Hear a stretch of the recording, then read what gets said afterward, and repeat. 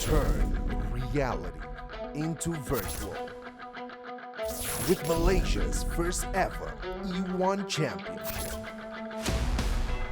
Race through the most challenging circuits. Sepang, Malaysia. Shanghai, China. Dubai, UAE. Imola, Italy. Spa-Francorchamps, Belgium. Silverstone, UK. Road America, USA. And Bathurst, Australia. Witness Asia's Pacific best drivers and take this virtual circuit to win a prize pool worth over 15,000 USD. Feel the adrenaline as they speed down racetracks to see who will secure the top spot on the leaderboard with the fastest time and be crowned the greatest virtual racer in Asia Pacific.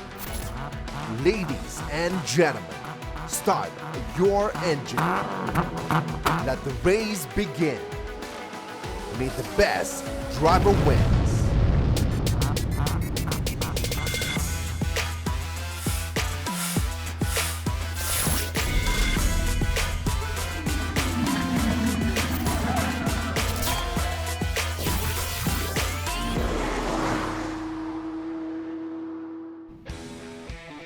Hello and welcome to the very first E1 Championship, coming to you live on the EGG network every Thursday night from 10 p.m. until midnight. Now, don't forget you can catch all of the action as well on our Facebook live stream at E1 Championship, or you can also follow all of the action on Instagram and Twitter with our handle E1 Race. I'm your host Daniel Woodruff, and with me is Alex Young, founder of Axel Sports, as well as a former Malaysian Formula One driver. Alex, exciting times for the e-racing industry. Wow, yes. I mean, one of the silver linings about this year is the explosion of esports, and especially simulator racing, or e-racing as we like to call it, around the world, globally. And here in Asia Pacific, we've been running a whole bunch of championships under ERacing GP, and we've just seen the level just go up and up throughout the whole year. And now we need a proper professional championship. And that's what E1 Championship is all about. So it's now we're here. The race is going to be phenomenal. We've got the best drivers in Asia Pacific here too. We've got some great drivers, both from traditional e-racing backgrounds, from actual racing backgrounds. It'll be interesting to see if they do have an advantage. Yeah. We have a lot on offer this season. Alex, why don't you take us through the rules and regulations for this season? Okay. Well, let's have a look at the rules and regulations. We'll start with the calendar. We start off in Asia with Sepang and Shanghai and Dubai, before then going over to Europe, a few tracks in Europe, one track in America, Road America, that's a great track, and of course Bathurst in Australia to finish off. And of course, the race format for each round, we will have a 55-minute practice session, a 5-minute qualifying round, which shows you the starting positions for race 1, which lasts 15 minutes, followed by a longer 30-minute race 2, where we have a reverse grid to spice things up. And of course, points on offer for both races. Points are identical for race 1 and race 2, 25 points for a win, down to 15th position with 1 point. Of course, you get points for qualifying as well. That's only for round 1, for race 1, shall I say, and of course 2 points for fastest lap in each race. And of course, it is all about those points across all the different parts of the race weekend. The driver that walks away with the most points at the end of the season gets crowned our very first E1 Championship winner. And of course, a winner is not a winner without a prize, and we have a 50,000 ringgit, US dollar I should say, cash prize pool available for the top 5 drivers. Now, Alex, we have 22 drivers tonight. That's a pretty impressive lineup. It is. We got 7 registered teams, and some are real motorsport teams, some are actual esports teams, and some are specialist e-racing teams. So that's a total of, 8 teams, that is, a total of 16. And then we've got 6 invited drivers, 3 who are celebrity drivers, shall we say, and of course 3 which are invited drivers from the ERGP leaderboard, because this is E1 for everyone. So you can enter this even if you're just an amateur driver. You go onto the ERGP leaderboard, which is on RaceRoom. RaceRoom's free to download. And if you're quick enough, each week on Sunday evening, if you're in those top 3, you'll get invited to drive here the next week. And of course, we have over 7 different countries being represented with our driver lineup. It's so great to see e-racing picking up in popularity around the world. And tonight we have an excellent melting pot of drivers from different backgrounds. Alex, let's take a look at our drivers for tonight. Okay, well, the first one is RSG. It's an esports team, top esports team. And look at that, Aiman Hakim in number 1. He's going to be a favorite as well, the young Malaysian. And of course, even younger teammate, Mika Hakimi, very good up-and-coming sim racer. And joining them on the grid, we have the lean green racing machines of Wolf Virtual Racing. 2 Malaysians, Colin Lee Kachun and Alvin Yak Ki Siang, both with lots of e-racing experience under their belts. Okay, and now we go to a Filipino team, GT Radio Eurasia Motorsports, and they have 2 Filipino drivers, Inigo Anton and Joaquin Garrido. These young kids, they are excellent go-kart drivers, real-life drivers, but also supremely quick in sim racing. And we have another green team on the grid joining them, both also with traditional racing experience, both go-karters, Troy Aiman, the 16-year-old Malaysian, and alongside him, Arif Azmi at 15 years old, a very, very young driver lineup. And of course, here's the sister team, Stratus Motorsports, again a real-life driver, Yevan David. He's only 13 years old, but he's a multiple karting champion. He's from Sri Lanka, based in Singapore. And of course, Nakib Aslan. He's only 20, and he's only been sim racing for 2 years, but he's going to be a hot favorite this season too. We also have the Singapore-based Black Wolf Racing with Kaylin Chin, the 14-year-old Australian, a well-known name in the karting industry. Of course, with his Rock Cup, he's the vice champion for the Asia Championship with Daniel Uy alongside him. And a brand new team from Brunei, I1 Racing. New drivers to us in this championship. Benjamin Seek from New Zealand, he's 30 years old. And Lu Chern Young, a Malaysian based in Brunei, and he's age 35. And lastly, we have Safe House Racing, 2 more extremely notable names in the motorsports industry. We have Alex Young, who is a Formula 4 race winner, as well as an ERacing GP winner. And we also have Miko Nasi, who also has shown his racing prowess in both real-life motorsports and e-racing. Yeah, now, I'm super excited about Miko Nasi, actually. He's going to be one of the favorites. He just signed up the championship late, but you know, he's a real-life driver. He raced against you, in fact, didn't he? So you know how good he is, but he's also won championships in sim racing, global championships, Skip Barber, IndyCar, so he's going to be one to watch out for as well. And we've got a lot of Malaysians on the grid. Do you think there's going to be a home advantage? Good question. We have got a lot of Malaysians. Because you know Malaysia is just exploding with the e-racing. There's so many drivers, but we've got the Indonesians there as well, so like Filipino teams as well. So we will see more representation from around the region. A lot of good Singapore teams here today as well. And now they aren't the only drivers that'll be joining us on the grid. We also have some celebrity drivers in the mix. Let's go and meet them.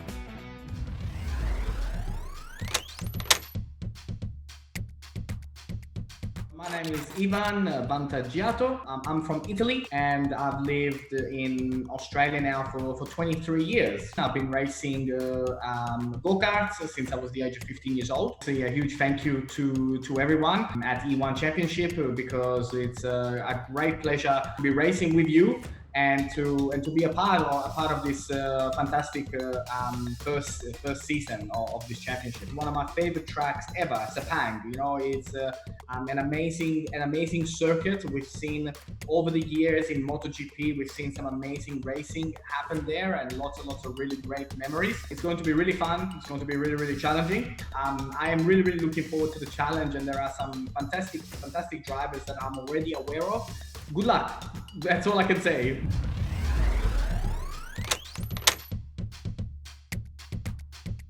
Hello everyone, I'm Leona Chin. I'm a Malaysian motorsports athlete. I'm in the motorsports scene for more than 10 years and now I'm into sim racing. When I was first being invited, I got a call from Alex Young and he invited me to join this E1 race, and I was really excited because it's a big event and it is an international event. I would love to be part of it and also gather skills from racing as well. So the difference between virtual and real racing, especially on the Sepang track where I know it a lot, is the humps and the bumps and the curb, as well as the G-force and the heat, especially in the heat. Don't bully me on the road. No, don't bully me on the track.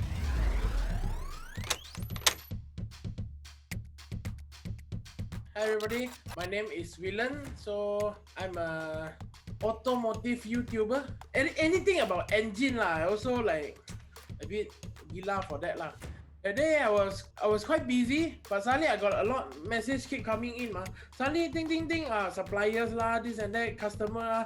Suddenly I see, Alex Yong which Alex Yong I was thinking Then after that I click inside and see, this profile picture, F1 driver lah. That one, okay, I see, I look through. He invite me to E1. I was surprised, quite surprised. The Sepang actually have different challenge. Like you need high speed corner, they have long straight, they have tight turn, they have. Careful villain because sometimes he don't know how to brake. Yeah, sometimes the brake a bit fail careful Don't stay in front of me. Stay behind, okay? Oh, Daniel, he's so funny. Whelan is just gold. He's just great. He's such a popular YouTuber, but he's a really fast sim driver. People don't know this about him. He's going to be one to watch out for. And also Leona Chin. Wow, the drifter. Remember the video she did? The viral video with the driving instructor. I remember that was everywhere. Yeah, that's awesome.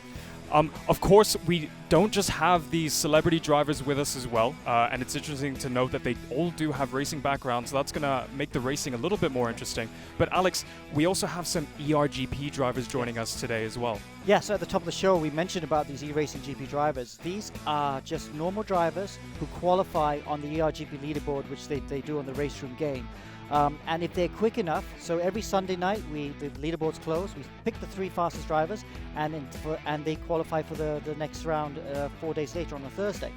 And so the drivers are qualified. Dylan Tan, he's 11 years old from Singapore. He's going to be quick. We also have Bernard Chan. He's a rookie and he's really quick. And from Indonesia, Fadli Rahmat. He's very quick, very well-known drivers. So some good drivers. And not just good drivers, we've got some awesome tracks. We saw on the visuals earlier on in the show, we have 8 tracks this season. Of course, the first being Sepang. Alex, walk us through those other circuits and tell us which one's your favorite. Okay. Well, it'd be kind of nice, even though we're in the virtual world, we kind of just go around the world. So we start in Asia, we go to Europe, and in Europe I think is my favorite track, Spa. That's going to be quite special.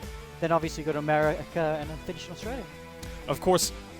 Which is your favorite track? At Spa. I guess Spa would have to be on that calendar. Spa, a true driver's track. Me, as a Malaysian, being very patriotic, Sepang is, of course, my favorite circuit and the circuit that we're going to be racing on tonight. So, Alex, let's go through the key elements of this track. Okay, well, look at that. The track map is on the right, and you can follow that little red dot.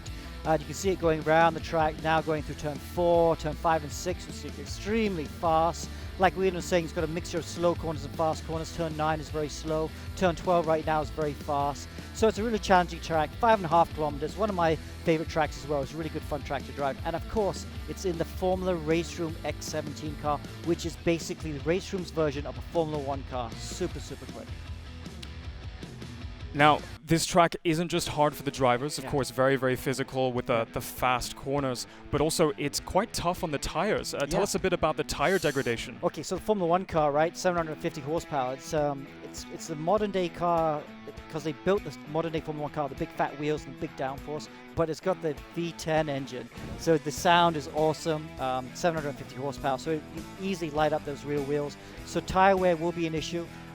They got the choices of the soft, medium, and hard compound tire. I think most of them are going to try the soft tire and try and make it last. Maybe do one pit stop with them. But some of them might go for the medium or the hard and try and do the whole race on those tires. Now, Alex, you've raced on this track. You've clearly got a lot of insights. Why don't you take us through a lap of the Sepang International Circuit? Okay, well, let's go on board then with Alistair Young, because I tried to do this and I couldn't do a clean lap. So we let Alistair do it in the end. Braking for turn 1. There's lots of overtaking opportunities here. You really can dive down the inside. You can even go around the outside of someone. It tightens up a lot for turn 2. The slowest corner on the calendar. Be very delicate with your right foot on the throttle, because it's so easy to spin up those rear wheels. So much power in this car, so much downforce. Easily flat to turn 3. Now turn 4, this right-hander here. It's a 90-degree, fairly simple corner, but you can get it crossed up on the exit. Now turns 5 and 6, this left and right. Fast corner, my favorite part of the track. Full throttle, don't lift that throttle at all. In 6th gear, almost 300 kilometers per hour. Short straight now, and then turn 7 and 8. Again, fast. Really, it's one corner, but use all the track in a bit more. A short straight now for turn 9, this uphill hairpin, second slowest corner on the track. Again, very delicate. See a little bit of oversteer there on the exit. Easy flat through turn 10. It's not really a corner. Now turn 11, it's a bit blind as you go through here. Ooh, and Alistair gets a little bit of oversteer on the exit there. Now turn 12, this left-hander, easy flat again. Now turn 13 and turn 14. This turn 14, it tightens up. It's very hard to get quite right, and it's very important to get it right. Ooh, because it leads onto this back straight, this all-important back straight where you can slipstream. Don't forget these cars have got DRS, so if you're within a second of the car in front, you can do the DRS to overtake. Last corner now, this long hairpin. Negative camber, you can miss the apex there, and then get a good exit out there, and then it's the shortest run to the start-finish line. And there we have it, one lap of the Sepang International Circuit. Exciting stuff. I love that camera angle because you actually got to see the driver and you could see how difficult it was throwing him around. How similar is this to driving a real race car? Okay, with the wheel, if you have a direct drive wheel, and Alison did it there, you can turn up the force feedback, and it feels just like the real car. It really gets quite tough, actually. It's quite physical to drive. And you can feel the understeer and the oversteer through the wheel if you've got a good direct drive wheel. So that does feel like the car. The pedals, okay, you can't quite replicate that. You're in a Formula 1 car, you hit the brake pedal with 150 kilograms of force. You don't do that with these simulators, otherwise you break the pedal. So that's a bit softer. But still, you have to bleed off it, like like a single-seater. If you don't bleed off it right, you lose a ton of lap time. And driving these cars alone is already extremely difficult, as you've just explained. But the Sepang International Circuit, with the way it's laid out, really long straights, hard braking zones, it means there's going to be a lot of overtaking tonight. Yeah, so Sepang is a bit like Spa, where it's really fun to drive and you can overtake. A lot of tracks like Suzuka, Barcelona, you can't really overtake because it's hard to follow cars. But at Sepang, because of those long straights, you can follow cars quite closely and slipstream, and with the DRS that these cars have, dive down the inside to make the move. Well, I'm hoping that there's going to be a lot of overtaking tonight with our two races. Our drivers are currently wrapping up their 55-minute practice session, after which we have a 5-minute qualifying before we go straight into race 1. Now, before we bring you all of that action, let's go and speak to Wolf Racing Team with a very quick interview. Hi guys, I'm Alvin Yap and I'm racing for Wolver Racing Team. I've been racing for about 4 to 5 years from now, and we look forward to see what's going to happen in the coming up race. Hi, my name is Pauline Lee from Wolver Racing Team, Malaysia. I'm currently a final year student from accounting, studying in university. Born a car guy, I love driving. This is our first time teaming up. Since last time we were having race against each other, we were rivals. We were rivals back then. Yeah, we were rivals. And now I feel honored that I'm his teammate. Sepang will still always be the easiest track because it's our home track, and we're actually privileged to have it here in Malaysia itself. It gives us a very good exposure about how the motorsport scene is like in Malaysia, that everyone can actually go and experience them. I currently say let's have fun and see what we can come on top of each other. I mean, I don't know who they are, but let's have a great race and let's see how it goes.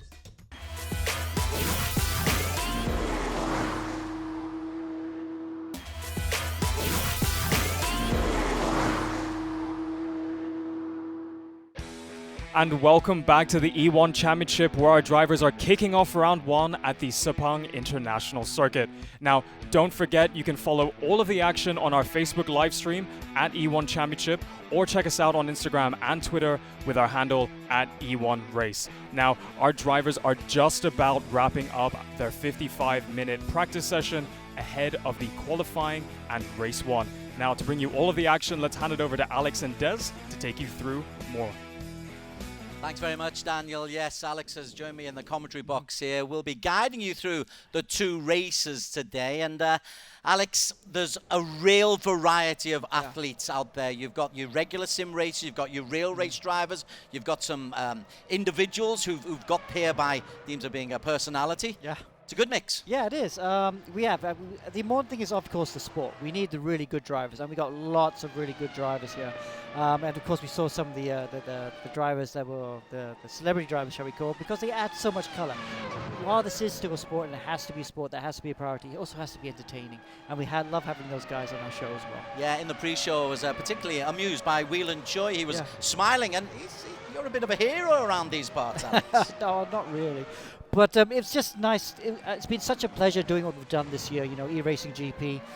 We had a lot of on-ground events, but obviously we had the silver lining of the pandemic was we could do all these online stuff. So we've done hundreds of races in just a few short months, and it's been a pleasure watching these guys and watch how the level goes up. We've seen a lot of real-life drivers coming to sim racing because they understand that's where the future is, and we're seeing a lot of the standards just been going higher and higher. Okay, let's just go on to the last minute or so of practice, and about those celebrities. Leona Chin is an interesting character. She's the only woman we've got in the E1 Championship, but this woman can drive. Yeah, she's a really versatile driver. Okay, so this is the first time she's jumping in this car, so I'm not expecting her to be at the front, but she's a drifter. She does off-road, she does on-road. You know, and she works hard. You know, I always see in the gym working out like a professional race car driver. So she takes it very seriously, and it's not just on real-life cars. She does it on the sim. A lot of the real-life drivers actually can't quite convert to the sim. They can't get used to the depth perception problems. But Leona, you know, I mean, she puts in the hard work, and she's very, very good on the sim now.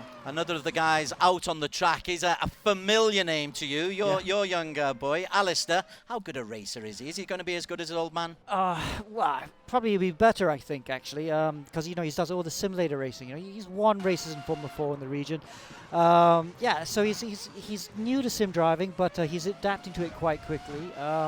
And because of the sim driving, I think he's going to be a much better racer than I. These younger generation kids are so much stronger, and they're better all-round drivers. Oh, he goes third quicker. Yeah, pretty quick, actually. Not too bad. So that's in practice. We've got 30 seconds left in practice. Everybody's just getting ready. One of the new guys for us is Ben Seek, a New Zealander, operating 30 years of age, is Ben Seek. How are you expecting him to go?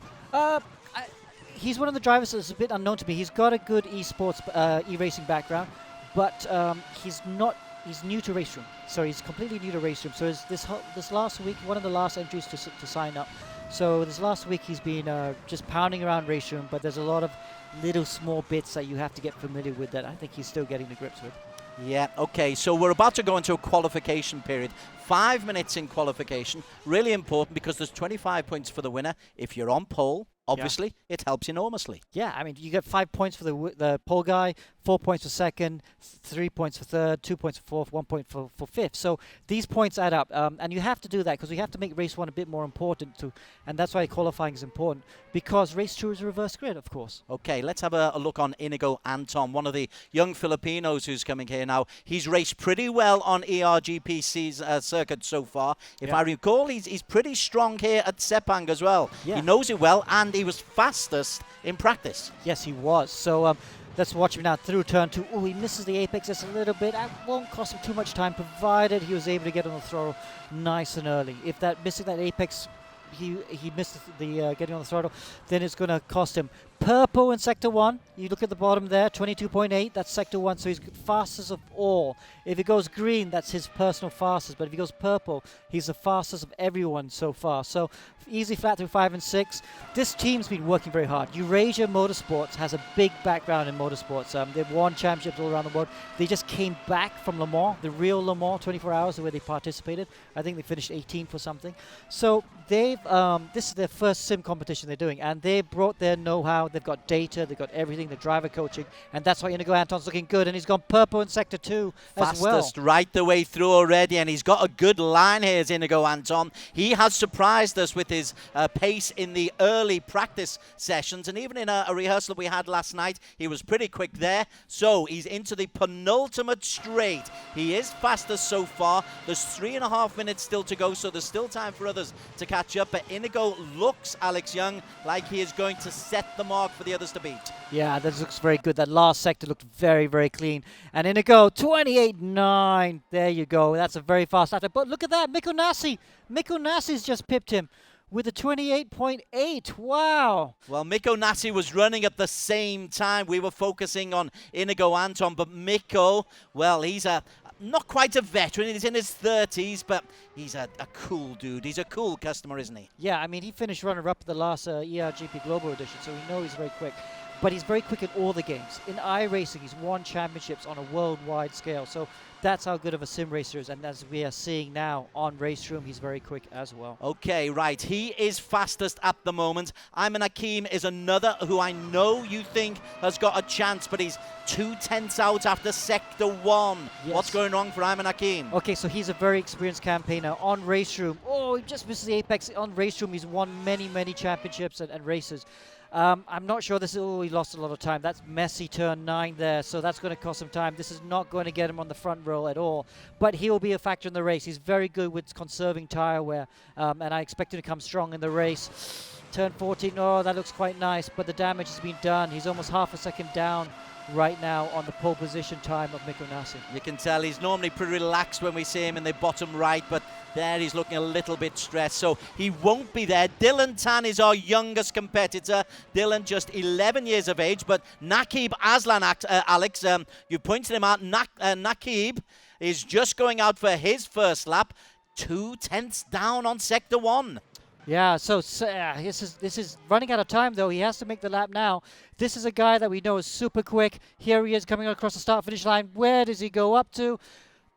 Whoa, P3. So that's a good enough lap for the second row at the moment for him. Wow, so Nakib Aslan, he's one of the guys I think we are really expecting to be very competitive. Let's go back to Dylan, see how his lap time is. Oh, he's 2/10 down. That's not great for Dylan. He's P11. As for the Miko Nasi, he's on another fast lap, is Miko Nasi. He's on pole at the moment. 1 minute left in qualification. If they're on their lap, they can complete their lap. But Miko, 22.6 through Sector 1. Yeah, looks quite good through there. I think he's got pole position. I don't think the others have time to do it. Oh, look at that, 900ths quicker than his pole lap. So this looks like he's going to go a little bit quicker. And he needs to find time, because I think Inigo Anton might be on a quick lap as well. Though I think Nakib won't have any more time to do a lap. So we'll stick with Miko as he comes down this penultimate straight. Sector 2, 52.9. He's looking for 128.835. These are the unofficial results. Miko will have a chance to finish. At the moment, Nasi and Inigo Anton will be on the front row of the grid. Nakib Aslan and Ayman Hakim make it all Malaysia for P2. And look at that, Ayman Hakim has gone onto the front row, and Nasi has improved his time as well. So it is Singapore, Malaysia, Philippines, Malaysia, Mika Hakimi and Alistair on row 3. Troy Ayman and Australia's Singapore-based Kalen Chin will be on the 4th row of the grid. They are the names I think we expected to be up at the top of the leaderboard. Yeah, what's that? 2/10 for the top 4. So that's very close indeed. We're going to go straight into race 1 now. It's a 15-minute race, but tire wear still does come into it. Let's not forget, we'll talk about DRS in a while. DRS happens when you can release the rear wing. It tilts back and it sheds downforce and it sheds drag to overtake. That will be used in the race as well. We've got 30 seconds or so. The drivers, they need to use this time, Alex, just to take a few deep breaths. Deep breath. We need to take a deep breath too. And then you look at the top of your screen and you see the red lights go off. It's a simulator. The guys are based all around Southeast Asia and further beyond. But it's a real life racing from virtual to reality is what we're chasing here. Yes, only 10 more seconds before we go. So the red lights are on. Now then, let's get on board. One of the guys who's a little bit to the back of the grid for the start, and the race is underway. We're on board with Alistair Young. He's got off to a decent start as Alistair, but at the very front it is Miko Nasi who will take the lead into the first corner, and Miko, who got himself on pole, is followed by Nakib Aslan, Mika Hakimi and Inigo Anton for the Philippines in P4. Inigo under pressure from Ayman Hakim, who had a horrible start. Wow, yeah, so Ayman drops back, Nakib up to second. Inigo, he has to defend. They're all jostling for positions behind him.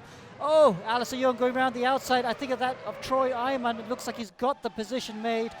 Look at that. Then Ayman Hakim looking down the inside of Inigo Anton through turns 5 and 6, but not able to make it. We are riding on board now with Troy Ayman, the young Malaysian, only in his first year of sim racing, and he's just been super quick, but he's made a mistake. Yevon David it was who went past Troy Ayman. Dylan Tan, slow down penalty. Track limits abuse. So for young Dylan, there is a problem, and then he's caught up in traffic. And the youngest competitor is finding the pressure a little bit hot to handle on this first lap. Yes, this is one of the drivers that made it up from the ERGP leaderboard, so he got here on merit. He had to set a time good enough, and that's why he is here. But he's only 11 years old, and it's great to watch him battling with the rest. Let's move back up to the front, and Miko Nasi got off to a super start, fastest in qualification. Naki Baslan is the man who is chasing him, but this is a smooth race from Miko. That's the view as he looks backwards at the end of lap number 1. It's Nasi from Nakib, from Hakimi, from Inigo Anton. That has not changed since the first corner. Let's look at the back. Miko Hakimi, he's going down the inside of Inigo Anton. Oh no, that's Ayman. No, that is Hakimi. So what happened to Ayman? Ayman dropped back, and Mika's got past Ayman and had a look at Anton, but wasn't able to make it through. Anton survives for now. So Anton holds on to P3, the 16-year-old Filipino. He's under pressure from Mika Hakimi. And look at Ayman Hakim. Ayman is trying to get there, back on board with Inigo Anton. Apologies for that. There is Inigo. He is currently holding on to P3, but it's that battle for P4 I want to look at, Alex. Mika Hakimi under pressure. The two blue cars. Hakimi under pressure from Ayman Hakim. Yeah. These are teammates. Yeah, they are teammates. They've got to be careful here. So Ayman is the more experienced driver, especially in the race room platform. Oh, Hakimi, he just gives him enough space. They want to try and work together here, because if he loses to DRS, to Inigo Anton, then they're going to lose Inigo Anton, so they need to not scrap too badly here. We do have team managers on board with both of the drivers. I'm sure at some stage, team manager for RSG as Ayman Hakim goes past Mika Hakimi, who just seemed to give way, and the space suddenly opened up for Ayman Hakim. Yeah, so look, they all got DRS activated as they go down this back straight. They're all using it, so Hakimi then looking down the inside of Hakim, but Hakim holds it off. Hakim was right up there before. He must have made a mistake in the lap before, and you can see that it's the teammates in the same colors. They'll have the team managers and the race engineers in their ear as well. They're all on Discord talking to each other. Probably not talking to him right now. You can see how focused they are. But they're getting updates all the time about what's happening. Okay, a little bit further down. Let's go away from these two, because Ayman Hakim looks like he's doing pretty well. Yevon David is in a battle here with Kalen Chin. Yevon is another of the younger teenagers, 13 years of age. Kalen Chin, an absolute veteran at 14 in front of him. Well, yes, it is absolute veteran. That is funny.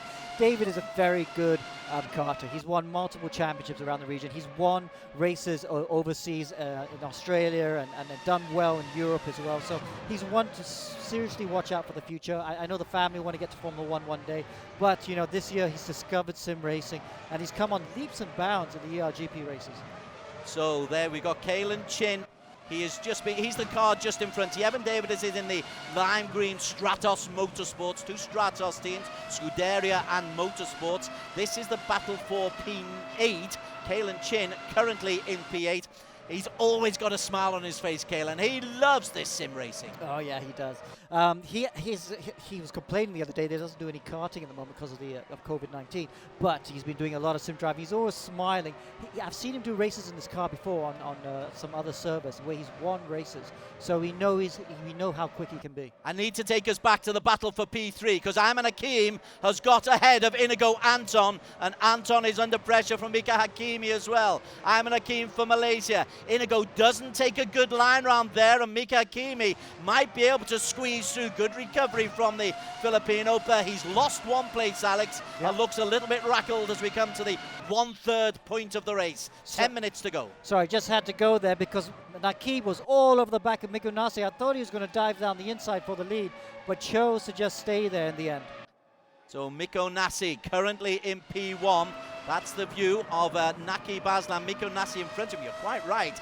Nakib, who's in great form at the moment. He won an endurance race alongside Miko Nasi.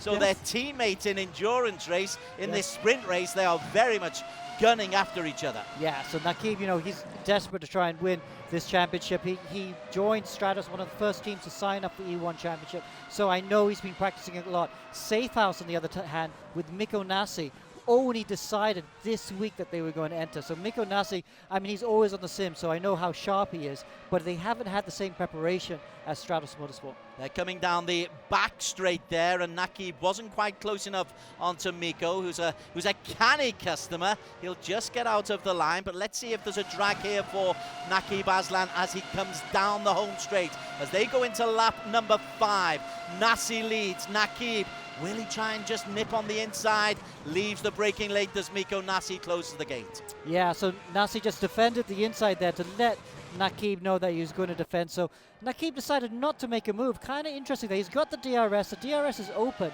He's not actually, I would have thought maybe now to turn 4. Will he have a look down the inside? No, he's just sitting there at the moment. Plenty of time to go. We've got halfway through the race to go. Let's just break away from these front two, and some of the guys a little bit further down. Whelan Choi was somebody who really we had enjoyed talking to him beforehand, but he's struggling, Alex. He's down in P20. He's only got Lou and Ivan Vantagiato behind him. Yeah. Leona Chin ahead of him. I wonder if he's damaged that car, because it looks like it's moving a bit strangely. Full damage is on, and if you hit someone, you will break the suspension and it will go a bit crooked. So yes, he's struggling a bit at the moment. Good fights down in the midfield as well. Some of the drivers getting very close in the midfield too. So Arif Azmi, we are on board with him now. He is very close onto the back of the veteran of this race, 42 years young, Daniel Oy.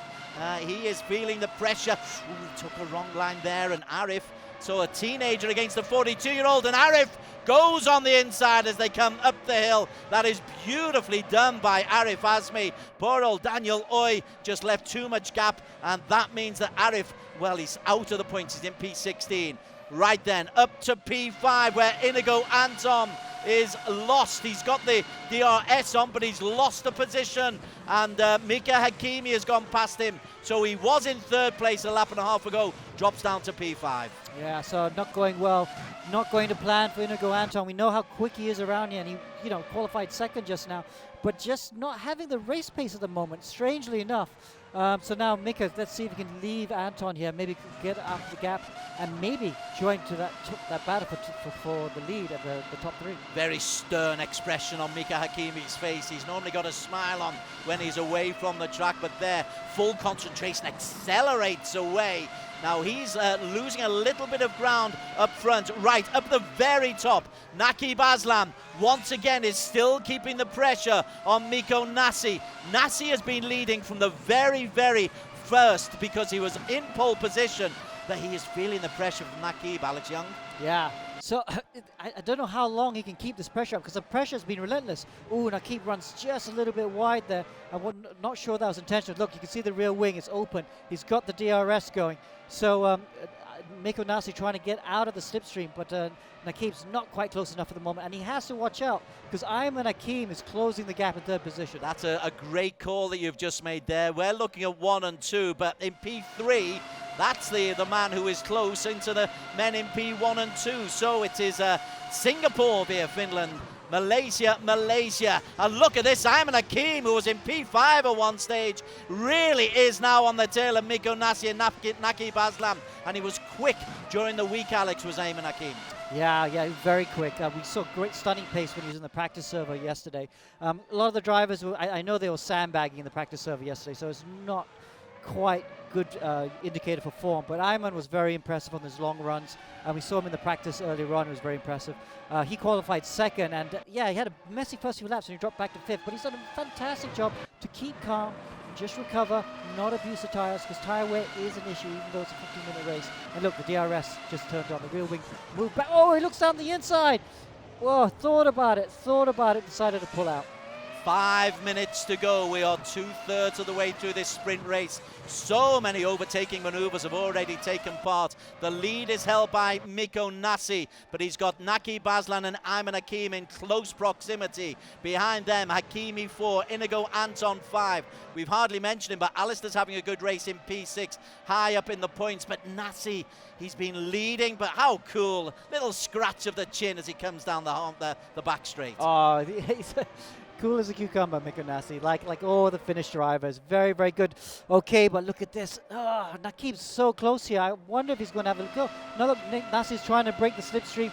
DRS is there. Is he going to go look down the inside? No, he decides just to stay there for now. Like he's on tracks, Miko Nasi just defends that, and see how close Ayman Hakim is there as well. I'd like to go down and show you how other races are doing, but this battle for P1, Alex, we've really got to stay with it, because early in the championship you can really lay down the marker by winning race number 1. Yeah, so Ayman there, he must be getting frustrated. He's got the fastest lap of the race, a 29.2, which is a whopping 6/10 quicker than anyone else. So he must be frustrated. He's going, I'm going to try and make a move here. So if I was Nakib, I'd be getting very worried. He's obviously biding his time, watching the tire wear and stuff.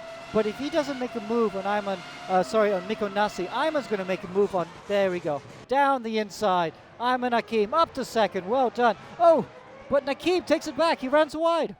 Wow, that really was within one turn, 2 changes of P2. That's why we're sticking to this, because there is so much going on. Breaking away from it just temporarily. A little bit further down, you've got Kalen Chin is in P8. He's leading a little knot of drivers. He's behind Troy Ayman, head of Yevon David. Back up to P1 though.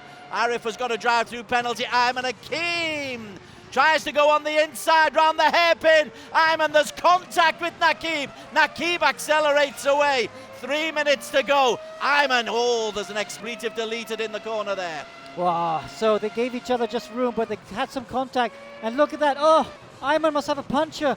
He's got a puncture. Oh no, disaster for the Malaysian. He loses 2 places as Mika Hakimi and Inigo Anton go past Ayman Hakim as he made a race for glory. He was looking for P2. Instead, he's in P5, and Alistair Young is closing down. 2.5 minutes to go as Mika Hakimi moves up into P3. Good drive by the 17-year-old Malaysian. Yeah, so yeah, Mika Hakimi up to third, but I just can't help but feel for Ayman, who's driving so well, and now he's got to try and finish the race with a puncture. I don't know how far that's going to drop him down. Back up to the front, Nakib, is he going to make a move? Nakib, the Stratos green as they come up the hill. 2 minutes to go. They will complete this lap, and then there will be one more sprint to the line. 15-minute race.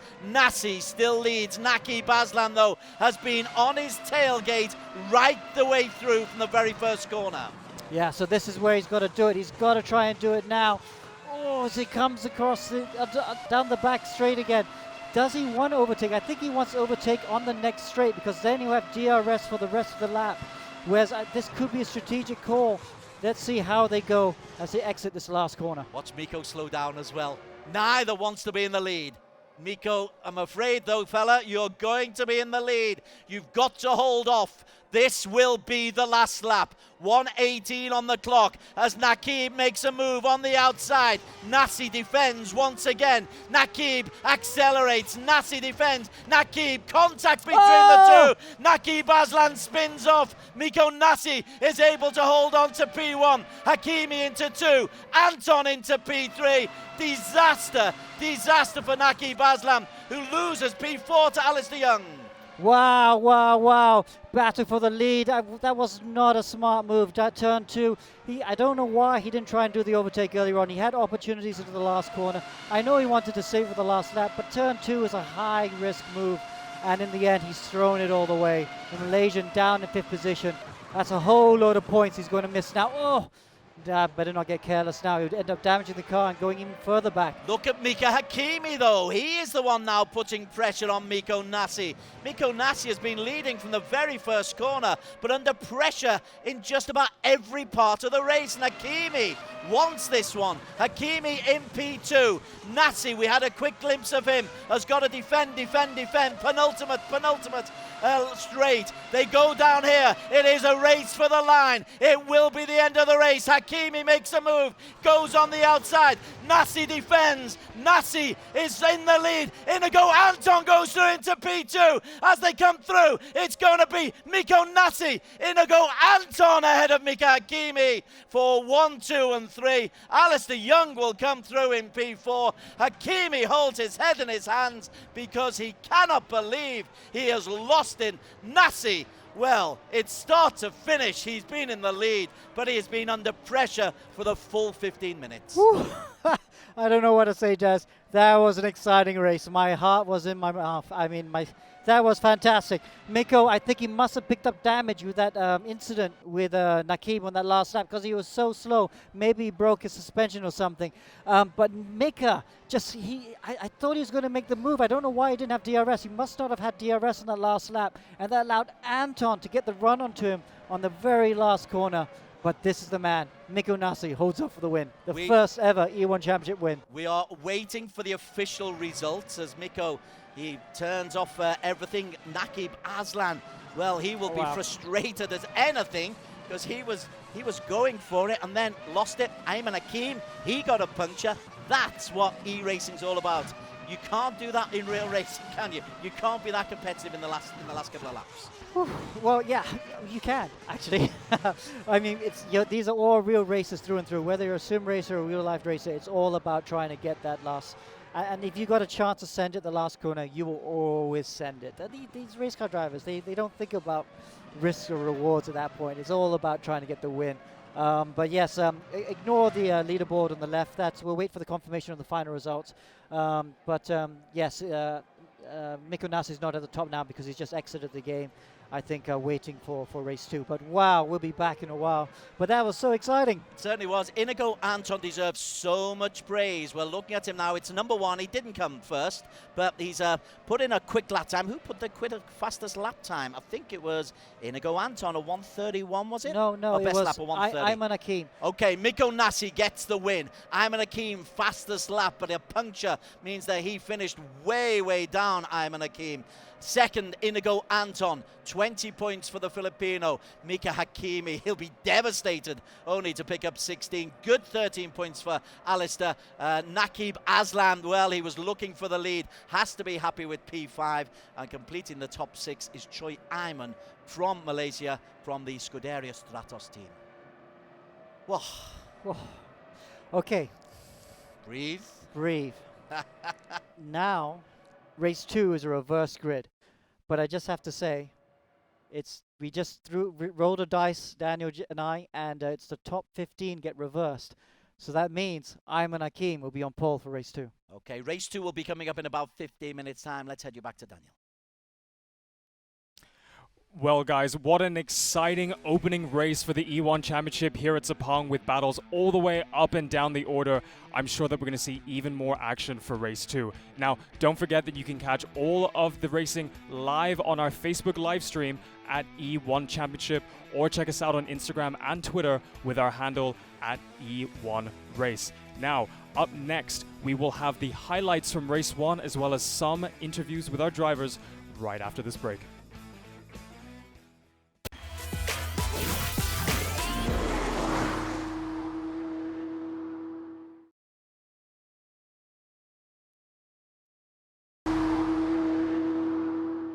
My name is Troy Ayman. I'm 16 years old. I'm half Malaysian, half German. I'm representing Stratos Motorsports. Hi, I'm Arif Azmi. I'm 14 years old. I'm gonna race for Scuderia Stratos in E1. I started sim racing when I was 15 years old. So I haven't been doing it that long so far. I got my first taste of sim racing when I was about 11 years old. Started properly sim racing in about May this year. I have to say Sepang is, like Arif said, is a very fun track with the high downforce and the high speeds, especially. There's a lot of off-speed corners in the middle sector, the straight. With these cars, it will still be challenging, but yet very fun, especially on Sepang. It's a really good track, really fun track to drive, especially the middle section. These cars, super fun to drive, the high downforce. I'd like to say good luck, obviously have fun, but also keep being competitive, because that's what makes the sport of sim racing very fun. So yeah. So my name's Yavan David. I'm 13 years old from Sri Lanka. Hi, my name is Nakib Aslan. I'm 20 years old and I'm from Malaysia, racing for Stratos Motorsports. I started racing in 2014 as karting, and I've just started sim racing this year. My sim racing experience, I've actually just started this year fully competitively. So it's kind of new to me with this racing experience thing. So this will be the first time me and Yevan will be teaming up together. We've competed in many sim races before, and and I think it'll be really interesting to see how we can work together as a team. Well, I think Sepang, I'm very looking forward to. It has a combination of all corners, so I'm pretty sure we'll be pretty confident there. But then again, I think it's also one of the most challenging ones with the elevation, the big curbs. Yeah, look out for our green car Stratos and be sure that we'll give you guys a hard time and try win this one. Yeah, just watch out for the green army and beware, we're coming for you. Welcome back. You're joining me here with Alex Jung. And of course, don't forget you can watch all of the action as well on our Facebook live stream at E1 Championship on Facebook, as well as on Twitter and Instagram with the handle at E1 Race. Now, Alex, what a race one. I don't even know where to start. We're going to see the highlights reel in a while, and it's just going to be so busy. We need an hour to watch the highlights. But, wow, yeah, so Miko Nasi wins the first race, you know. I didn't think it was going to happen because I could see Ayman, Akeem, and Nakib queuing up behind him, and you could see that they were just biding the time. But in the end, he survived the contact, and somehow he won. Right, he had like 3 different drivers behind him trying to go for the lead, but we saw everything from contact, teammates driving against each other, moves that didn't quite work. Was there a standout move for you? I think Inigo Anton, the last corner of the race, managed to sneak in while Miko was trying to overtake Miko Nasi. I just managed to sneak in and steal second position. That was a good move. Well, we've got a lot to cover in the highlights, but first, let's just go and check out the final results from race 1. Alex, walk us through the top 10. Yeah, so Miko Nasi there, the winner. Well done for Singapore. Inigo Anton, Philippines in second. Mick Akemi third. Alistair Young fourth. Nakib Aslan recovered from that last lap spin to finish fifth. Troy Ayman in sixth. Yevan David in seventh. Kalen Chin had a very quiet race. Surprisingly quiet race in eighth. Joaquin Garrido in ninth. And Bernard Chan, the ERGP driver, the rookie. He's only been doing sim racing for a year, in 10th position.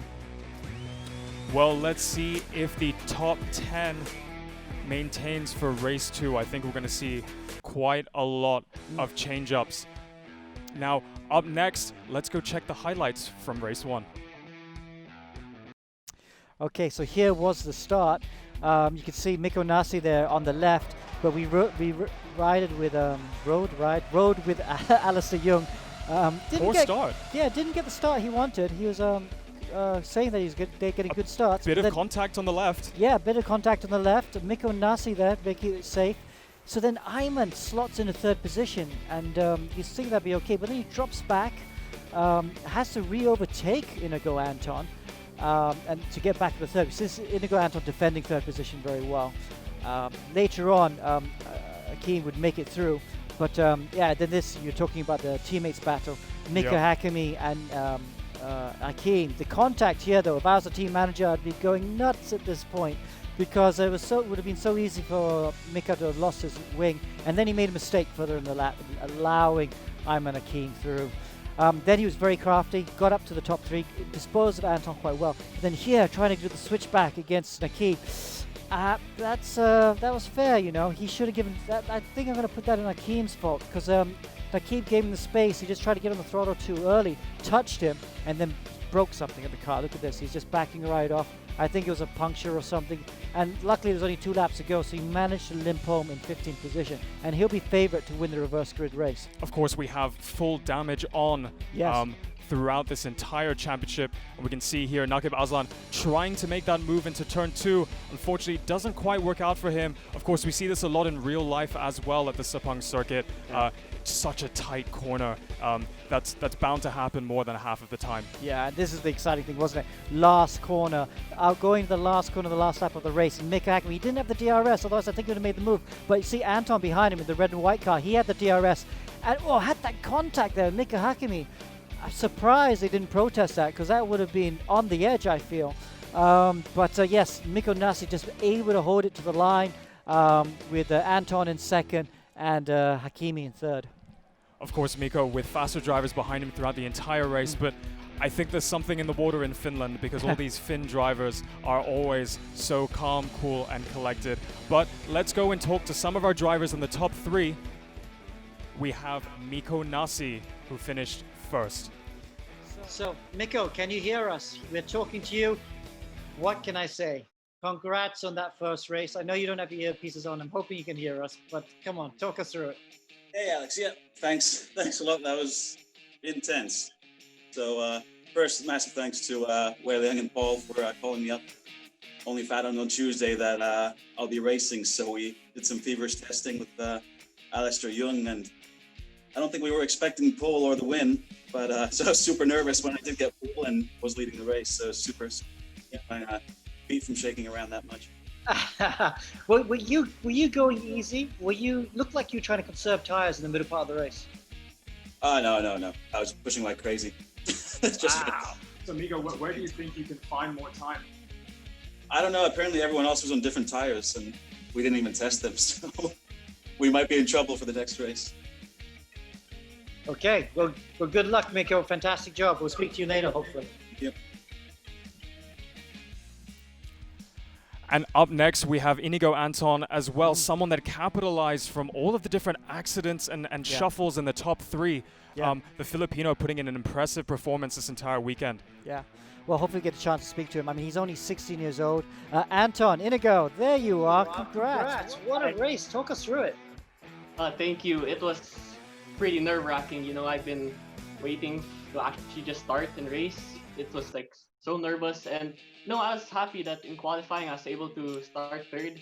I was very surprised, and from there on, I knew I was a little bit struggling on pace. I knew that everybody exiting was really quicker than me, and for my strategy just halfway through the race is that, okay, maybe just play it safe. Accidents might happen, some people might lose their tire management will be bad, and no, just see for the last lap, and last lap it paid off. No, just wow. So I'm going to echo your question, Daniel. Where do you think you can find the time? Oh, sorry? Where do you think you can find some lap time? I think for the first race, we were kind of trying to save tires, but now I think for this longer race, you'll have 2 sets of tires. So I think I can push a little bit more and actually try and push for the lead. Okay. Well, what's the plan for the next race then? Soft tires or medium tires? But anyway, we'll talk to you later. Congratulations, well done. Up next, we have Nakib Azlan. Nakib, another impressive performance with all of the change-ups. Stratos Motorsports putting in a strong performance today. Yeah. So, I mean, it'd be great to talk to Nakib. I'd love to know what he was thinking, you know. I thought he was pacing himself, but let's find out from Nakib now. Nakib, hope you can hear us. Yep, hello, look like I'm you're here. pacing yourself in the middle part of the race. Yeah, it was. I was trying to play the long game. Of course, with having the DRS, I knew overtaking too soon wouldn't be the best choice. But yeah, I wish I would have thought that in that last lap. I think I should have, thought about it longer, been a bit more patient. But yeah, I wanted that win really badly. Nakib, being in P2, you actually benefited from DRS for a lot of the race. Tell us a bit about how important that is for you in making these overtaking moves. Yeah, these cars, with the amount of aero it has, it's so difficult to follow. I'm not sure if you guys saw that, but through the fast corners, it was really difficult. But DRS, thankfully, allowed me to keep up behind him, so I would always have a chance of overtaking, but I never really saw one until that final lap. And yeah, a bit too eager, I guess. Okay. Well, good luck. I'm sure you're not going to share your strategy with us just yet, because we know the other teams are listening to the show. I was going to ask. All right, best of luck, Nakib. Thank you very much. Thank you very much. Well, what an exciting race 1. I can't imagine what the highlights are going to be like for race 2. Okay, so it's reverse grid. Literally in the regulations for the reverse grid, because we don't like to say top 10 or top 11, top 12. We don't like to specify. So we literally say the reverse grid would be between 10 to 15. And then we literally roll the dice to see what that position is going to be. So the driver's only finding out now what the reverse grid is, and it's going to be the top 15 reverse grid, which means Ayman Hakim, I think, is on pole position. So I think we're going to get an exciting race. Reverse grids are always exciting.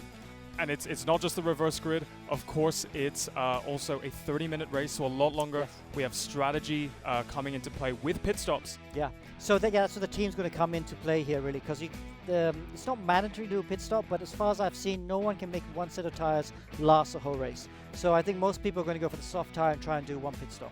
All right, a lot of action yet to come. Let's go ahead and chat to Black Wolf Racing ahead of race 2. My name is Daniel Rainwee and I'm from Singapore. For sim racing experience, I've only done this for a couple of months. My name is Kaylin Chin. I'm 14 years old. I was born in Sydney, Australia. I've been sim racing almost for 2 years now. Black Wolf Racing started off in 2012, started racing in downhill motorbikes, and actually then we moved on to motorsports and karting. So right now with this new era of e-racing, we also have started to embark onto this platform. There are probably one or two drivers that I would love to race. I think one of the Stratos teams I know, having Yevon David, one of my closest friends. He's really quick in karting and also in sim racing as well. Well, Sepang, I personally love it as a track, especially the turn 1 and 2. It's tricky to get right. Well, watch out for me. It chance, yeah. So Kaylin Chin and Daniel Oy, the 14-year-old and the 42-year-old youngster as far as I'm concerned. Kaylin didn't impress as much as I think we expected. Such an exciting finale. I've just been watching the marshals and they have been looking very, very closely at that last corner and Inigo Anton. Yeah, so he came into the last corner, and I think he just, Mikko Hakimi was looking down the outside of Mikko Nasi, and Anton just tapped Hakimi out of the way, and I think that allowed him to get the second position. So I think that's the thing that they're going to look at for later. So there could be a reversal of the result for race number 1. Our attention, though, very much now onto race number 2, and the guys are out there at the moment practicing. Now, this is a 30-minute race. Very different. It's nearly a sprint. It's not quite a sprint, but the drivers have got to think about tyre wear, and they're likely to have to take a pit stop. Yes, and that's going to be very tricky for them. They would need to be very careful with that. So a lot of them, I think, most of them are going to go for the soft tyre, but even on the soft tyre, as you could see in the first race 1, it's very hard to make it last the whole race. And of course, you got filled with fuel as well. So the extra fuel makes the car a lot heavier, makes the tire wear a lot harder to look after. So there will be a lot of guys trying to make that stretch. Will some of them be risky enough to try and go without a change? Maybe you run the hard tire all the way. They're in the practice server now. There are a lot of drivers on different compounds. Most of them on soft, but a lot of mediums out there. A lot of hard tires out there as well. Don't forget, guys, there's no qualifying. We're going to go straight into the race as soon as this practice is over. About 2 minutes of practice to go. And going straight into the reverse grid race where the top 15 from race 1 are reversed. Okay, so the reverse grid race makes it very, very fascinating. We'll get to maybe the tail end. Now, Fadli Rakhmat is somebody I expected to do well. I've expected about 8 or 9 of the racers to do well in race number 1. But Fadli, who is normally very quick, wasn't. Yeah. So he was a bit surprising because I know how quick he is. I just didn't have the race I expected. We kind of missed the midfield action on that first lap. I think he must have had contact because Fadli is a driver I firmly expect to be in the top 10. Indonesian driver, very, very talented. But the man who really took it to the limits, Mikko Nasi, fastest in qualification, 25 points for winning the race. He was under such pressure, and for the first time in the interview you did with him, he's fastest here in practice as well. Yeah. For the first time in your interview, he looked a little bit rattled, did Mikko Nasi, and the cool dude doesn't do uncool stuff. Yeah, so he said he was driving flat out, and I think that's when Nakib made a big mistake. Because Nakib was just biding his time, and I thought that was definitely the wrong decision to do. He should have just overtaken Mikko Nasi and then just try to disappear into the distance. And then, okay, yes, if he couldn't pull the gap, then maybe revise the strategy. But to just sit there with not knowing the ultimate pace of Nasi was too risky, and in the end he paid for that with a spin on that last lap. And he'll be starting from way down the grid because he won. It's a reverse grid race. He starts from P15 because that's the roll of the dice that says you reverse the first 15. That means Ayman Hakim will be on pole position. Yes, so Ayman Hakim, so he's going to be favourite to win. He's too quick. He's starting at the front of a reverse grid race. I expect him to just disappear for the distance. However, Who's going to finish second or third? I couldn't possibly say. You're calling a 30-minute race, Alex Young? Well, Ironman is too fast. He's going to start right at the front, and all the quick guys are starting in like 15, 14, 13 position. It's going to be hard. It's going to be. Okay, I shouldn't call it, right? I'm going to give him the commentator's curse, aren't I? This is round 1 of 8 of the first E1 Championship. It's sim racers from around the region. You saw some terrific action in race number 1, which is a 15-minute sprint. This is a little bit longer. It's 30 minutes. A bit more tactics comes into play. The pit stops can be so important. And tyre selection, of course, makes it not quite a lottery, but there's a lot more skill, real-life skill. Yeah, there is. So the driver's going to be on the cosh. The teams are going to be on the cosh. Let's go to the race now, I think. Yeah, let's go to the race because we will be very, very quickly into it. Miko Nasi starting from P15. They're still in the garage at the moment. There we are. And then eventually they will be called out of the garage. There we go. Now then, the race, when the red lights go off, we will be underway. We will see how the start goes. 30-minute race. And we are underway. Ayman Hakim is the man in pole position, and he's got off to a great start. But look at all the powder being dropped behind him, and the race has really opened up there. Miko Nasi and Kaelan Chin are in a big group there. Alistair Young scored out as well, but exactly as you called it, Ayman Hakim has got off to a terrific start, and he's dragged Dylan Tan with him. And those two are the class acts in this reverse grid start. Yeah, really great to see Dylan Tan with a good start there. He's so talented, this driver. Really very much a driver for the future. But yes, Ayman is just going to pull away at the front. You can see all the other drivers squabbling behind. Let's see who else has had a good start. Well, Alvin Yak, we didn't mention Alvin. Now, Alvin is one of the outsiders, and it's good to see him in P3 in the Wolf car, the green and black, looking pretty quick, but under pressure from Joaquim Garrido. And Miko Nasi has got himself up into P5, Alex Young. Wow, what a great start from Miko Nasi. He's doing it all at the moment up to P5. And Nakib's right there in P6. Mika Hakimi in P7, Kaelan Chin in P8.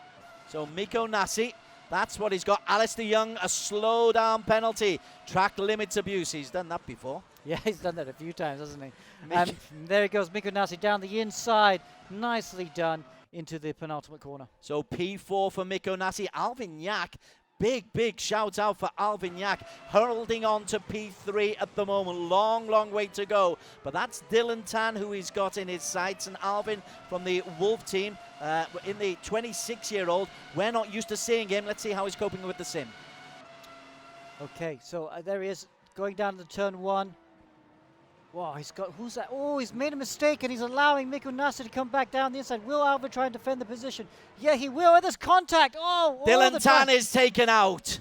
Dylan Tan slows down and Nasi goes up into P2. Miko Nasi into P2. And behind him, Alvin Yak survives, but poor old Dylan Tan.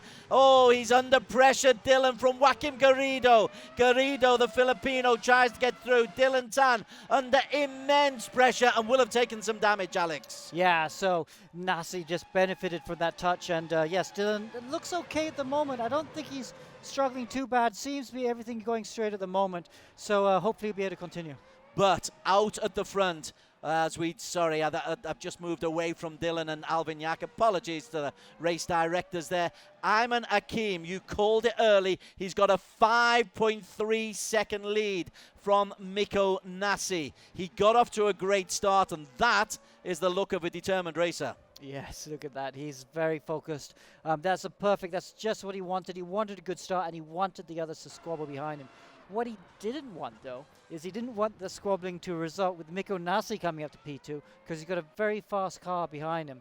5-second gap is a good gap to have, but Miko Nasi will be looking to close it down. 27 minutes, best part of still to race. We're just coming into lap number 3 for Ayman Hakim. Miko Nasi. Remember, Miko started in P15, and inside 4 minutes, Alex Young, he's got himself up 13 places to P2. Yeah, a really good job.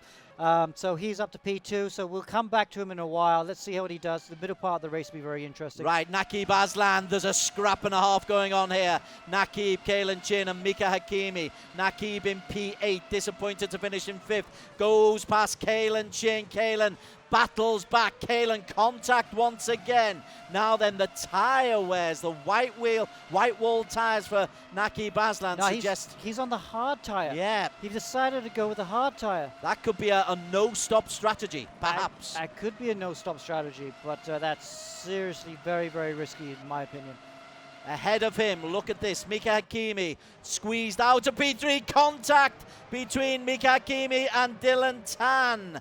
Oh, Dylan is really, really in the wars. That's two big lots of contact for Dylan Tan. Hakimi goes through, but Dylan Tan then loses place. Who was that disappeared? That was Mika Hakimi. Hakimi has crashed out, and Dylan Tan has got himself back up into P6. Gets a little kiss from Inigo Anton. Naqib Aslan is there as well. These boys are really taking some risks. Wow, they are. It's a long race. You'd think they'd be taking it easy, but no, they're just driving flat out. As Inigo Anton goes down the inside of Naqib Aslan, and I think he's made the move. Good job there. So Dylan holds on to P6. Kalen's into P5. Let's move away from Dylan just for a moment. And Joaquim Garrido has got himself ahead of Alvin Yak. Alvin is going backwards in the Wolf. That means the GT Radio 14-year-old Joaquim Garrido, the pride of the Philippines at the moment. He's got himself into a podium, but he's nearly 5 seconds behind Miko Nasi in P2. 10 seconds adrift of Ayman Hakim in P1. Yeah. Joaquim is looking very calm. 14 years old, 15 years old, from Philippines, looking calm. He'll be super pleased with that. Third position right now. Didn't really have the pace in race 1. Let's see what sort of lap times he's doing. His last lap was a 32.6. That's okay. He's on the soft tire as well, so he needs to be showing a bit more pace, I feel. Back behind them, Alvin Yak is feeling the pressure once again as they come up the hill towards the banking, and Alvin, another little love kiss there from Kalen Chin. Kalen is determined to get something out of this race. This time goes on the inside. Kalen Chin moves from 5 to 4. Alvin Yak drops down another place, and then Alvin is pushed aside, so is Kalen. That allows Dylan Tan to come through into P5. Overtaking galore. Kalen Chin and Alvin Yak are currently in 4th and 6th, and Dylan Tan is the sandwich, or is the meat in the sandwich. Yeah. So it's all happening right now. Kalen now is at the front, but can he stay there? Let's not forget, he won't have DRS in the snap, and the cars behind him, they all will have DRS. So then, Kalen Chin currently in P4. Inigo Anton. Dylan has indeed lost that place to Inigo Anton. Inigo took second place. Looks on the inside of Kalen. Tell you what, these boys have got to have eyes in the back of the head as Alvin Yak gives a little kiss on the back. But lots of contact. Loving this. Yeah, you love the contact, don't you? Let's not forget that while the damage is full, they can survive some contact, but there's also something else. It's called incident points. In this game, each driver has 40 incident points. So every time you have contact with someone, you rack up 4 or 5 incident points.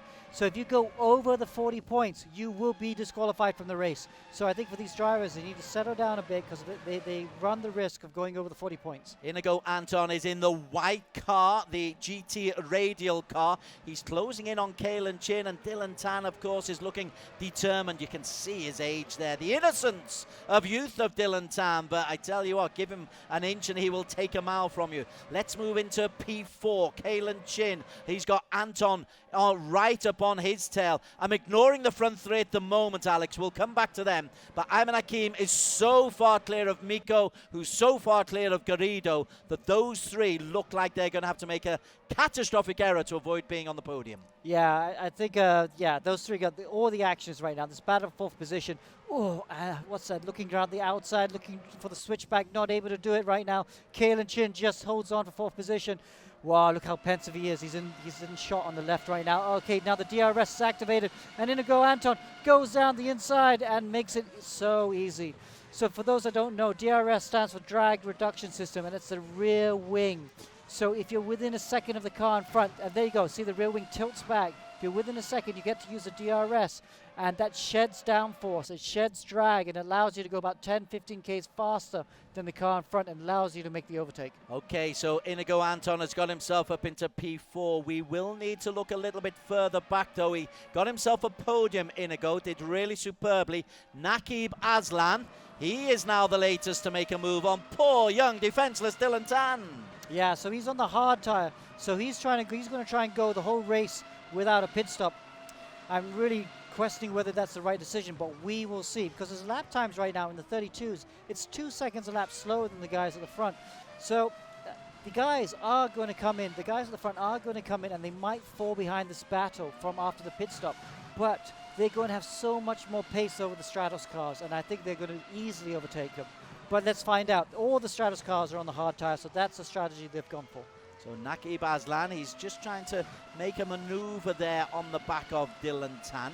Ahead of them, Inigo Anton, I can tell you, has got ahead of Joaquim Garrido. I spoke too early about Joaquim Garrido. He has lost P4, and Anton is quicker than I recall seeing him in many, many races. Garrido puts on the DRS, but isn't close enough to his Filipino teammate. And indeed, Joaquim is under pressure from Kalen Chin. Great effort by the Aussie. Good defensive work from Joaquim Garrido. There is the pressure. Anton is in P3. That's easy. Anton, as he looks back, that's the race behind him. Garrido is the white car, but right behind Garrido, you've got Kalen Chin. And that is the battle for P4. We're on board with Inigo Anton in P3 at the moment, and he's pulling away. He's got a second and a half. Garrido, he's under pressure from Kalen Chin. Yeah, the two teammates, GT Radio Eurasia Motorsport, they are on the same strategy. They have the soft tire, so they would need to pit in about 4 minutes' time. Kalen Chin, he's also on the soft tire in the black and red Black Wolf car. That they will be good looking at pit stops maybe in 2 laps' time, Des. So Garrido and Chin, the pits are coming up around about mid-race, around anywhere from 16 and a half minutes onwards. That's when we're expecting the big pit stops to take place. This is the battle for P4. Garrido on the left, Kalen Chin, 2 teenagers, but looking determined. Furrow brows already. They shouldn't have furrow brows at their age. Yeah. But they are, aren't they? They're so concentrated right now. Garrido looks very calm, but Kalen Chin dives on the inside. Oh, Garrido, I think he overshot this braking just a bit, making it easy for Kalen Chin in the end. But let's not forget, Garrido will have DRS for the rest of this lap, and will look to come back at Kalen Chin. You do wonder at the end of the lap if somebody slows down or loses a place, if it's deliberate, so that they can just use DRS for the next lap. Yeah, we have seen that before where the DRS is too strong, like in the DTM cars. But I think so far from what I've seen, the DRS does make a difference, but doesn't make a huge difference. You still can defend. The slipstream with these cars is also very strong as well. Let's go a little bit further down. Alvin Yak, we spent a little bit of time with him before. Alvin is under pressure from Fadli Rakhmat. Indeed, Fadli just cruises past, and Alvin didn't like that little tap on the back wheel, but Fadli Rakhmat now up into P9, and one of the few Indonesians, the only Indonesian in the race, Fadli. We know he is quick. We'd love him for Indonesia to actually make a move, but there he is looking quite cool, bottom left of your screen. And Alvin, I love the background he's done there. Wolf Virtual Racing right now looks very, he looks focused there, isn't he? He's got so much luck on as he goes through and then has to deal with a whole bunch of oversteer. He's overtaken him. Yeah. He's got through ahead of Fadli Rakhmat, and you can just look at the disappointment on Fadli. Oh. Spinning out is Troy Iman. Troy Iman, oh no. Troy, we know how quick he is, but sometimes he is fragile and does make those mistakes. Down in 13th position now. Okay, ahead, Joaquim Garrido and Kalen Chin come together. A big, big smack there. Nakib Aslan might benefit. Joaquim Garrido currently in P5. Kalen Chin is in P4. And right behind them, Garrido, Nakib Aslan and Dylan Tan. Real battle down for the lower places at the moment. Kalen currently holds P4, but that was contact. Race marshals may well be called in to adjudicate. Yeah, they might do that. They might have to as well. Now turn 3. Oh, Garrido's looking a bit nervous. Kalen Chin's had a lot of contact. His incident points must be close to 40 by now. He really has to watch out. He'll get ejected from the race. Okay, so let's look now at Mika Hakimi as he comes in on the back of poor old Alvin Yak, who's lost that place back to Fadli Rakhmat. Mika's looking very ragged there. Yeah, and he's on the soft tire as well. He's not had a good first half of the race. He's obviously got involved in quite a few incidents, and he's not where he needs to be. He's got to run though on the Wolf VR car. Oh, looks down the inside. Not able to do it just yet. Mika Hakimi disappointed to finish 3rd in race number 1, and again he weaves inside, leaves it late, and Alvin Yak is not used to that kind of aggression. Mika just, well, he double dutched him, came on the inside and is able to hold on. He has taken a place, moves into the top 10, does Mika Hakimi. Poor old Alvin Yak at one stage was in P3, has slithered down the leaderboard to 11. Yeah, not quite able to do it, but oh, look, he's got so much understeer as he goes through that corner, Alvin does. But yes, hopefully he'll live to fight another day. Okay, let's go to the race leader, Ayman Hakim. We've ignored him because he's nearly 10 seconds clear. In fact, he's so far clear, he's lapped Daniel Rain Oi, and that is Whelan Choi. He's going past there as well. So Ayman Hakim, the lead is 10 seconds, but he does have a pit stop to do as he goes past the beautifully placed Astro signs. That's the Astro corner, racing very, very well. Yeah. Lapping 1:30.194, fastest lap of the race so far. Okay, so Ayman, the advantage of having that lead straight away means he can look after those tires. So I don't think he's going to pit this lap. I think he can go another lap. But if you look at the guys battling behind, Anton, Kalen Chin, Joaquim Garrido, I got a feeling they're going to pit this lap. So Ayman Hakim will just move away from him to see how Mikko Nassi is faring. Mikko is in P2. Again, he's got a big gap between him and Inigo Anton, but he's 11 seconds down. But he won race 1. He was fastest in qualification. You get a first and a second in a round. That is a healthy points accumulation in the overall championship. Yeah, but he's not showing the pace I think he was. When he got through the second, he was 5 seconds down, Ayman Hakim. He's now lost a further 4 seconds. He's about 8 seconds down. 6 seconds. Oh, he's gone to the pits. So he's lost a lot of time. I'm not sure his lap time's good enough to hang on to second position. So Mikko Nassi, he's the first man to go into the pits. Ayman Hakim leads. What does Inigo Anton do? Inigo decides he goes into the pits as well. Kalen Ching gets a slow down penalty. Track limits abuse. That's not a big surprise. Really quick change there. That was by Inigo Anton. Nakib Aslan is the new race leader on the white wall tyres. Alex. Yes, on the hard tyre. So this is where it comes down. Nakib is on the hard tyre. He's had so much contact in the first few laps that he would have had really eaten into those tyres as he tried to survive those first few laps.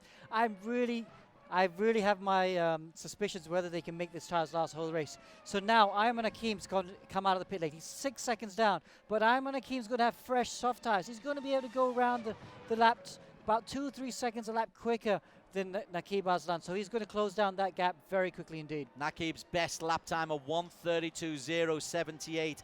That is exactly as you said, nearly 2 seconds down. Daniel Rain Oya drive-through penalty, speeding in the pit lane. Here is Ayman Hakim, back and out, 6 seconds adrift, a 6-second differential.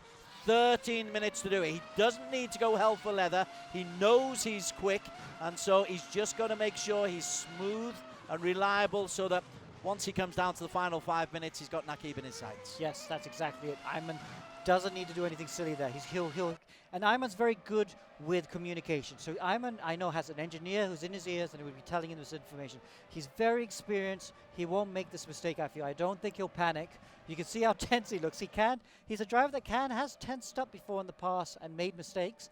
But he has the information, he's able to absorb a lot of information, and he'll know that it's in his hands, and he just must not do anything rash. Let's go a little bit further down. We've followed the trials and tribulations of poor Alvin Yak, one-time P3, down in P15.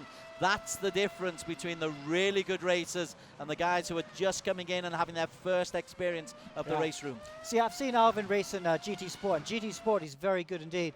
But so he hasn't quite had the pace today. Both Wolf VR cars in shot right now. Not quite as the pace to run in the top 5 we've seen today, but let's hope they can improve as the championship goes on. And Whelan Choi, we always like Whelan. He's a smile, a laugh a minute, but he's not laughing at the moment because he's in P19. Only Daniel Rain Oi below him, and then Ivan Van Tadjiato and Ben Seek have both disappeared from the race. Whelan, the smile is not there, young fella. Yeah, I hope we could actually get a Chen Lu's video on board because he's got a really interesting outfit as he follows Chen Lu just following Whelan Choi. So from from the Brunei team, these guys were last-minute entries as well as he comes into the pit now. Well, private here, Chen Lu, he is into the pits, and there he is. Super Mario outfit, looking very good indeed. Love the moustache, nice touch. We need to make sure that is a costume. That's Yes. not what it looks like. That is a costume. All right, let's go back to the front as he makes his pit stop. Naqib Aslan is still in the lead, but that lead has been shrunk to just 3 seconds ahead of Ayman Hakim. Naqib is going to have to look after those tyres. Maybe he's just got to be happy that a podium finish, Alex. Don't think about winning the race. Just think about who may be coming in, because he's got a 10-second lead over Yevon David and then a further 4 seconds over Miko Nassi. Okay, so some news. Ayman Hakim just set the fastest lap of the race at 29.7. That's how fast he's pushing. But Naqib Aslan also did a 31.7. So 2 seconds difference between these two. But I'm shocked that Naqib just did his fastest lap of the race. That means somehow he's left some rubber on that tires. Does he have enough rubber to defend? Could he somehow hold on for the win? I will have to eat my hat, because I've said Stratos are on the wrong strategy. But right now, Naqib Aslan is making it work. Well, the differential is 10 minutes that he's really got to look out for. Naqib Aslan is, well, let's look forward on Naqib. Hakim is behind him. There is Ayman Hakim. Both, of course, were in good positions in race number 1, and both were a little bit impetuous, if we're honest about it. Yep, they both had contact. Ayman with Naqib didn't give Naqib enough space and damaged the car, so he fell all the way back to 15th. Naqib just made the wrong call trying to overtake Miko Nassi for the lead on the last lap, and he was lucky to finish in 5th because he spun. Right then, if Ayman gets in front of Naqib, Naqib would have the benefit of DRS, but with the tyre differential, might that work in his favour? Use the DRS, allows Hakim to get in front of him, then is able just to keep up with it by using DRS 3 times a lap? Yes, that is true, but first of all, he's got to overtake, and we just heard to the drivers, it is a bit tricky to drive these cars in dirty air. Normally, in a real car, normally in a real car, the front aero wash, so you have lots of understeer when you get through these cars. Some cars, like Indy cars, you get rear oversteering. Oh! Miko Nassi back into P3. That's ahead of Yevon David. Yevon David is another who is looking for a zero-stop strategy. Very, very high gamble. Naqib, let's go back to the front, is still leading, but he will be feeling the breath of Ayman Hakim over his shoulder. That's not a nice feeling. Yeah, so this is a big decision here. Does he fight for the win? Because I know he's going to be so marginal on tyre wear, or does he let Hakim go? It's a big, big call here, because if he fights and he gets a puncher, that's it, his race is done. He won't even get any points. He is a sensible chap, though, so he normally knows which way his bread is buttered, and this time Ayman Hakim goes past, and Ayman Hakim is the new race leader. Wow, so I think Naqib decides to be cautious, and he's going to take the second position. I know it's a smart move, I feel. He's 2 seconds a lap slower than Hakim on older tyres. It'd be really risky to try and fight for the win at this point. I think that's Leona Chin, who's just been lapped sorry, no, it's not Leona. It was Whelan Choi who'd just been lapped. The front men, Ayman Hakim leads. Naqib Aslan is second. The big question for him is able, sorry, I pressed the wrong button there, Miko Nassi. Miko Nassi in P3, 10 seconds adrift, 7.5 minutes to race. Can he catch up Naqib Aslan?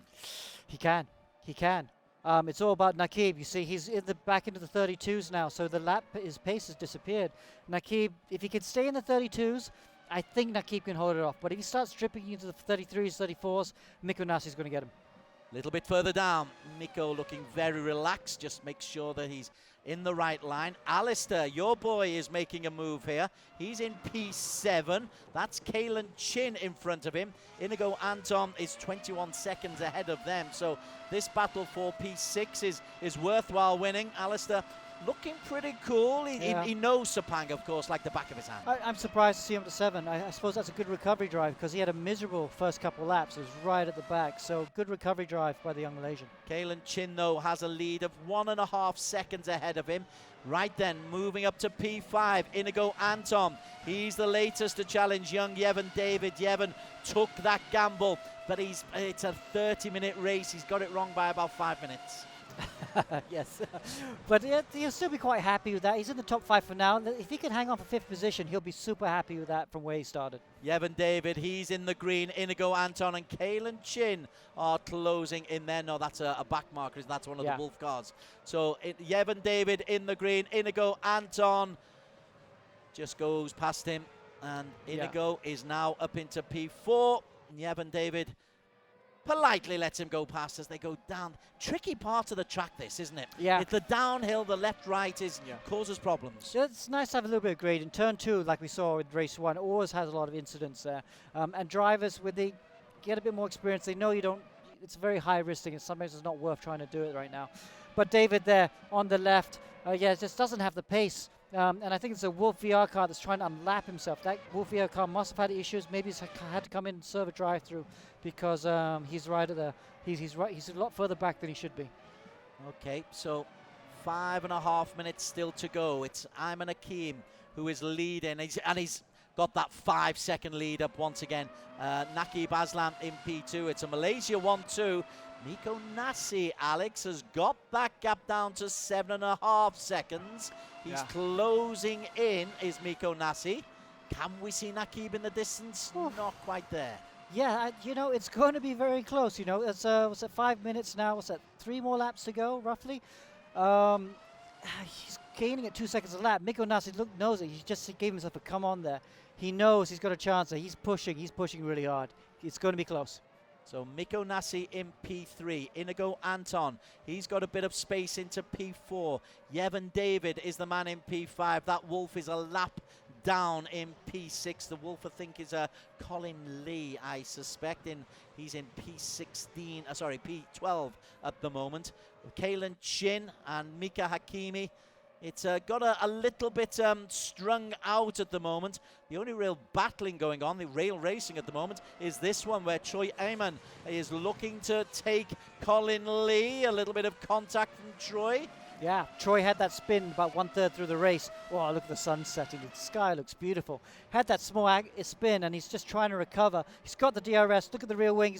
It's shedding downforce. Looks at the outside. Oh, he's going to try and go all the way around the outside of turn 1. Oh, lovely move, because now he's got the inside for turn 2. Good move. Troy Ayman up to 12. Troy Ayman up to P12. His teammate Arif Azmi, or his the Stratos Scuderia driver Arif Azmi, is up to 11. We've not really spoken about Arif. And in P10, the only Indonesian, Fadli Rahmat. One or two Filipinos. Joaquim Garrido is in P9. Inigo Anton is in P4 as Daniel gets a slowdown penalty. That's a decent battle. Garrido is right on the tail there of Alistair. So Joaquim Garrido goes. Oh, he makes a mistake. That's not the line. No. Joaquim. Oh, it's the black stuff. Garrido there too impetuous because he had the fresher tyres. He just had to wait to the straight, and I think he would have just breezed past Young. Well, Fadli Rahmat took advantage. Fadli moves back up into the top 9. Poor old Dylan Tan as we move away from Joaquim Garrido.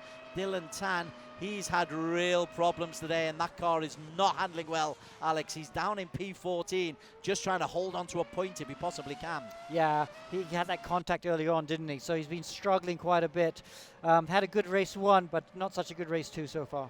Bernard Chan did pretty well in a previous race. Sorry, I keep... the directors I'm giving a nightmare to because I keep cutting away from Dylan Tan just as they pull him up. There is Dylan in P14, but he had a much better race in P1. He looks a bit glum there, Alex. He does look a bit glum there. He's not so happy down in P14. So yeah, he's got a little bit of extra ballast in that car, so he's struggling a little bit for pace, but he'll learn a lot from this. This kid, he's only 11 years old. Let's not forget that. So he's got a really, really bright future.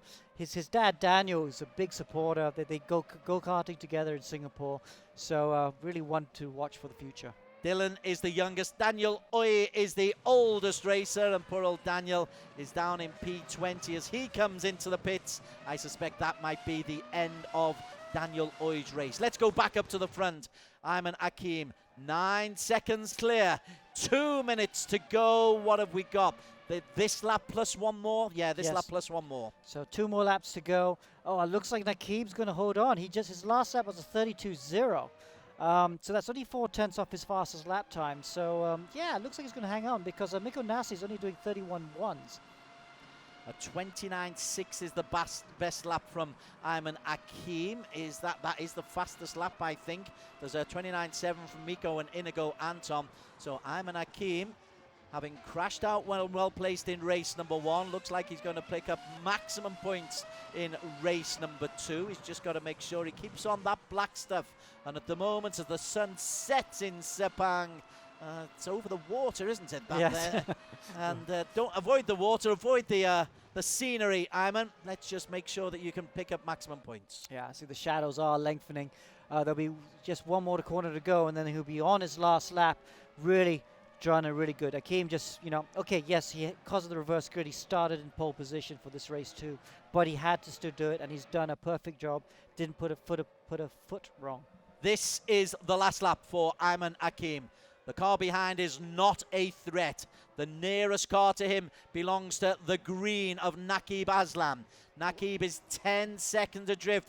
Naqib, though, needs to be aware because Miko Nasi is closing in. It is the last lap, but it's surely too far behind. It's nearly 4 seconds from Miko Nasi to catch up with Naqib Aslam, but that's the race that we want to follow. Naqib is there. Where is Nasi? Is he in shot? Just comes round the corner there. Surely too far behind, Alex. Too far, but Naqib's going to be very thin with tires right now. He could puncture. We've seen a lot of these guys try to do the long strategy where they don't pit or they make their tires go extra long, and we've seen him puncture in the last lap so many times. So Naqib is not home and dry just yet. It's still 5 seconds clear as they come down a little bit further down. Who you're looking at, Garrido or Kalen Chin? Kalen Chin is all over the back of Mika Hakimi. So I'm a bit surprised he's so far back, but can he make a move with one more lap to go? Well, we're on the last lap and we're midway through the lap. Mika Hakimi, he lost a place in race number 1 on the final corner. He's just looking after Kalen Chin. I've got to break away from this one because Ayman Akim is really coming towards the end of the race. And Ayman Akim, Tadashi they call him, the anime lover, has an animated look about him as he crosses the line. Ayman Akim picks up maximum points in race number 2. 25 for him. Naqib Aslam will come through in P2. Miko Nasi will come home in P3. And for the Philippines, Inigo Anton will make it a very good day for him personally. P2 in race 1, P4 here. Yevon David able to hold off Mika Hakimi. Now Mika Hakimi just able to hold off Kalen Chin for 6 and 7. Fadli Rakhmat in 8. Joaquim Garrido 9. Troy Ayman 10. Alistair Young glimpse home in 11. But this was a wonderful educational performance by Ayman Akim. He taught the rest a lesson. Yes. It's easy when you can start from pole, though. Yeah, it is. So there he is. Wow, he's overcome with emotion. This is a real passionate driver he is. He's wearing the number 1 on his car. That's a big responsibility, and he's done it proud today. His first race win in E1 Championship, and boy, did he deserve it. I think there's a little bit of contact further down, but Ayman Akim was never in any danger. Started on pole in this reverse grid race because he limped home 15th in race number 1. But once he got away very quickly, 5 seconds clear by the end of lap 2, there was no doubt he was going to win. Yeah, very pleased for him. He's had some bad luck. Those are the results. Ayman Akim takes the points, 25 plus the 2 points for the fastest lap. 27 points for him. Naqib, good recovery from Naqib to hold on to P2. Miko Nasi, 1 race 1, P3 in race 2. Inigo Anton, a 2nd and 4th. Yevon David, the young Sri Lankan, coming home in P5. Mika Hakimi can be happy with his first round's work. Kalen Chin in 7. Fadli Rakhmat 8. Choi Ayman and Alistair Young completing the top 10. Points the right the way down to Bernard Jan. The Laughing Bunny is laughing all the way to the top 10 in the championship. Well, that was fun. Yeah. That was okay. It wasn't end-to-end action like race 1, but it was a very good strategic race. Yeah, the Stratos Motorsport cars and Scuderia Stratos surprised me. I did not think they could make those hard tires work, and especially Naqib to go from a very messy first couple of laps to finish 2nd. Well, we've got the official points, the official results still to come. Yeah. I'm sure Race Control have got some work that is to come. There will be some protests, I'm sure about that.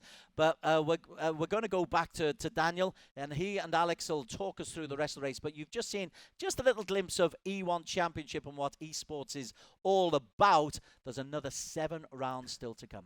Back to you, Dan. Wow, what a race 2 we had, and of course, just as we thought, the reverse grid came in and mixed everything up. We had strategy, we had fitness, and we had racecraft all playing a part. Now, don't forget, you can catch all of the action live on our Facebook live stream at the E1 Championship on Facebook. You can also find us on Twitter and Instagram with our handle at E1 Race. Now, up next, we're going to have the highlights from race 2, and we're also going to have the final standings from the end of round 1 after these 2 races, coming to you right after this break.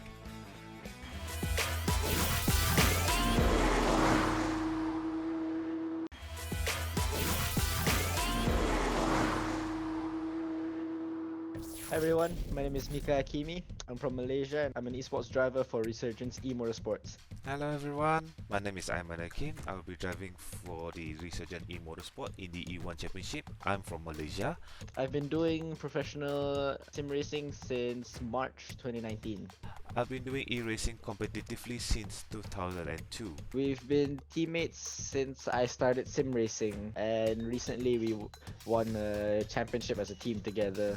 The most challenging part for the E1 Championship will be the drivers and the track. The thing I'm looking forward to the most in E1 is winning, and I hope that I can bring RSG right to the top. The track that I'm most confident on will be Sepang and Imola because those 2 are my favorite tracks. My message to the other opponents would just be good luck, and I hope we can fight hard on track. I hope that we can have a good battles on the track as well as respecting each other on and off the track. And welcome back to the E1 Championship here on the EGG Network. Alex, we've just wrapped up race 2. Tell us your thoughts. A lot longer, more strategy involved. Yeah, so I mean, Aiman Hakim won because he limped home in race 1, didn't he, in 15th position. And it was a 15 positions reverse grid for race 2. So he started on pole, but he still had to do the business, and he did. You know, he had the perfect start, pulled the gap, he could manage the tires really well. So he was never really in any danger. What made that race exciting though was the Stratos Motorsports cars. They decided to try and do the hard tire without a pit stop. I didn't think it was possible, but they managed to do it. So that meant Naki, even though he was way at the back at the first few laps and getting involved in a lot of incidents, it meant he led after the pit stops. Obviously he didn't have the tires to fight off Aiman, but he was able to hold on to second position. So that was exciting, watching that strategic battle. And of course, in race 1, we saw a lot of action. We saw a lot of the dependency on the result down to the driver's racecraft, how they can make those moves. But we saw a real turn of events with strategy coming into play. Do we see some drivers being able to capitalize on that more over their racecraft? I think a lot of these drivers get better further into the championship we go. There's some that are not so experienced in RaceRoom, still very fast in other games, but still need to learn how to save the tires in RaceRoom, because there is a particular thing you have to do. You know, in real life it is.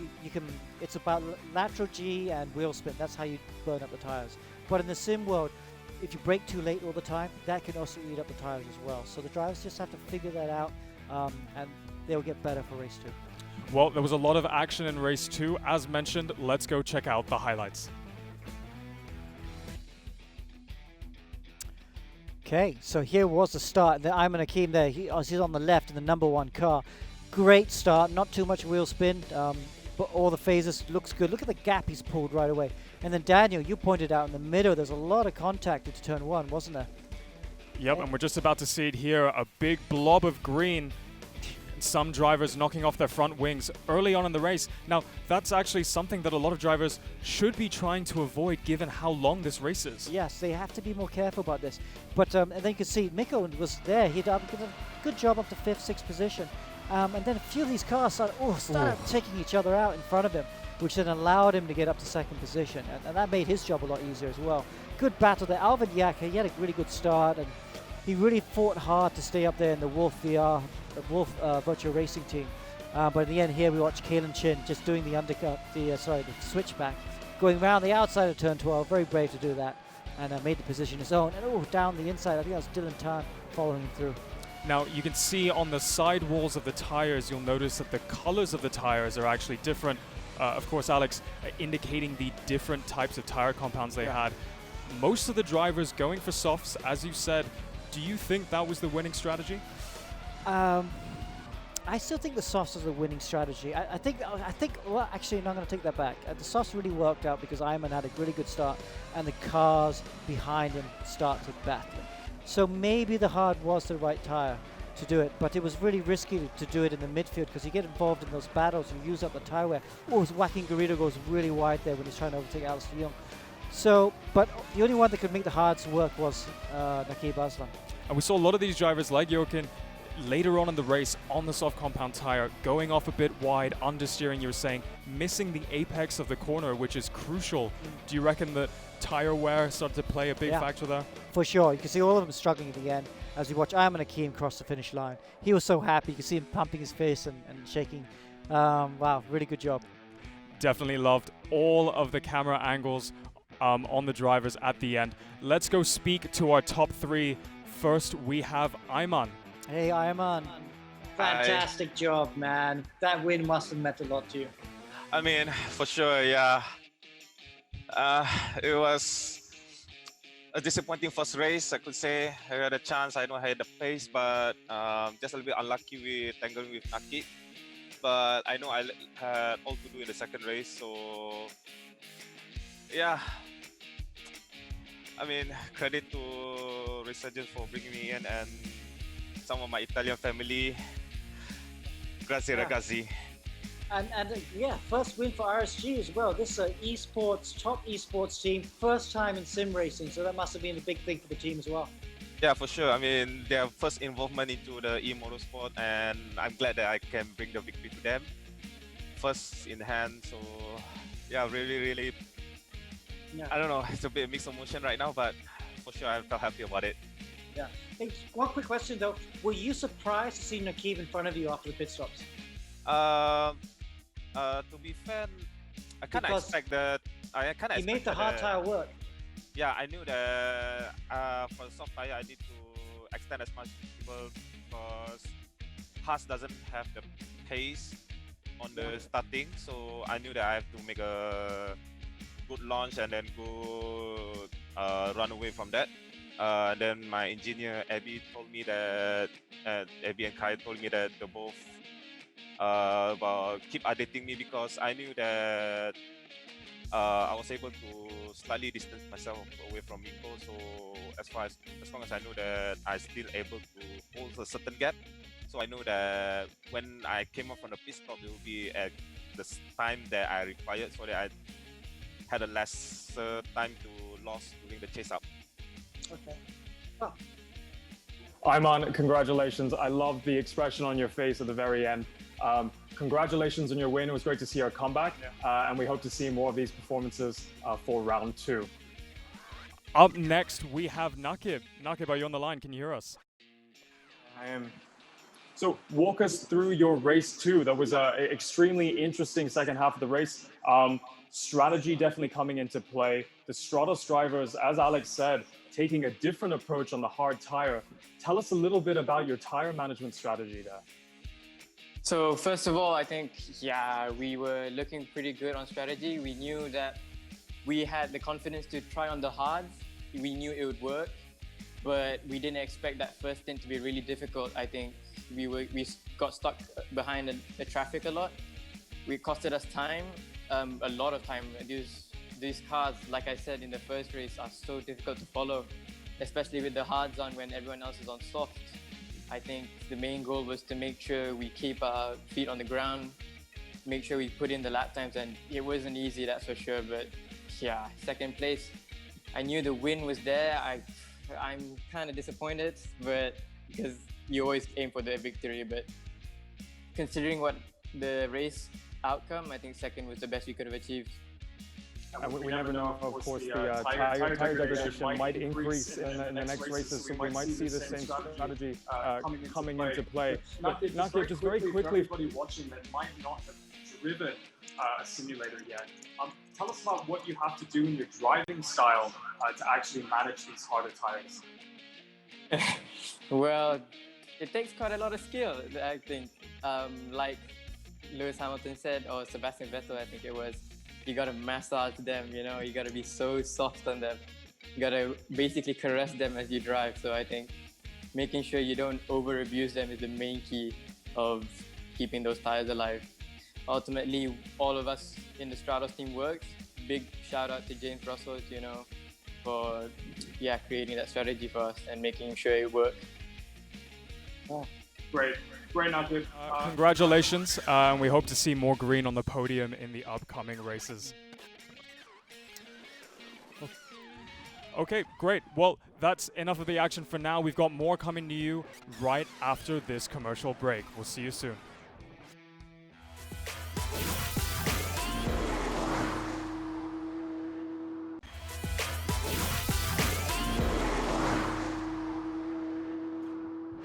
And welcome back to the show. We've just finished 2 of the races here at round 1 at Sepang.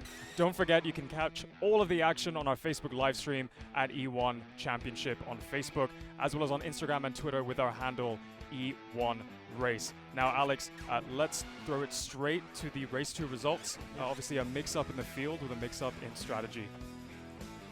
So look at that. Ayman Hakim, fastest lap as well as the race win. So he takes home 27 points. Nakib with 20 points in second position, made that no-stop strategy work. Miko Nasi, race 1 winner, finished 3rd in race 2. Anton for Philippines in 4th. Good recovery after a messy first few laps. Yevan David also made a no-stop strategy work in 5th position. Mika Hakimi, RSG, Team RSG, 6th. Kalen Chin and Black Wolf Racing in 7th. Fadli Rajaman did a really good job to finish 8th. Troy Ayman, and then of course Alistair Young round out the top 10. And a strong showing from the Malaysians in the top 2. Let's take a look at the overall results after qualifying race 1 and race 2. In first position, at the end of the first round, we have Miko Nasi, the cool, calm, collected Finn, ahead of Ayman Hakim by 13 points. Nakib Azlan, the Stratos Motorsports driver from Malaysia, in 3rd, with the GT Radio Eurasia team. Inigo Anton putting in a lot of very good moves in both of the races with 32 points. Then we have Yevan David down the order with Alistair Young. Both drivers racing together in ERacing and in real-life karting. Kalen Chin, Troy Ayman, Felder Rahmat, and Joaquin Garrido wrapping up the top 11. Up next, we have the team standings. Alex, walk us through who we have. Oh, but they actually have a second page here. There we go. So these are the remaining drivers who finished outside the top 10. So Colin Lee, Verda Chan, Dylan Tan, Arif Azmi, and Alvin Yak. Azmi was the last person to score a point in 15th position. And some of the other drivers a bit further back. EGG Network, Leona Chin in 18 positions. William Choi, it'll be interesting to talk to him for round 2 next week, because he had some contact in the earlier laps, and that's why he finished right down the order.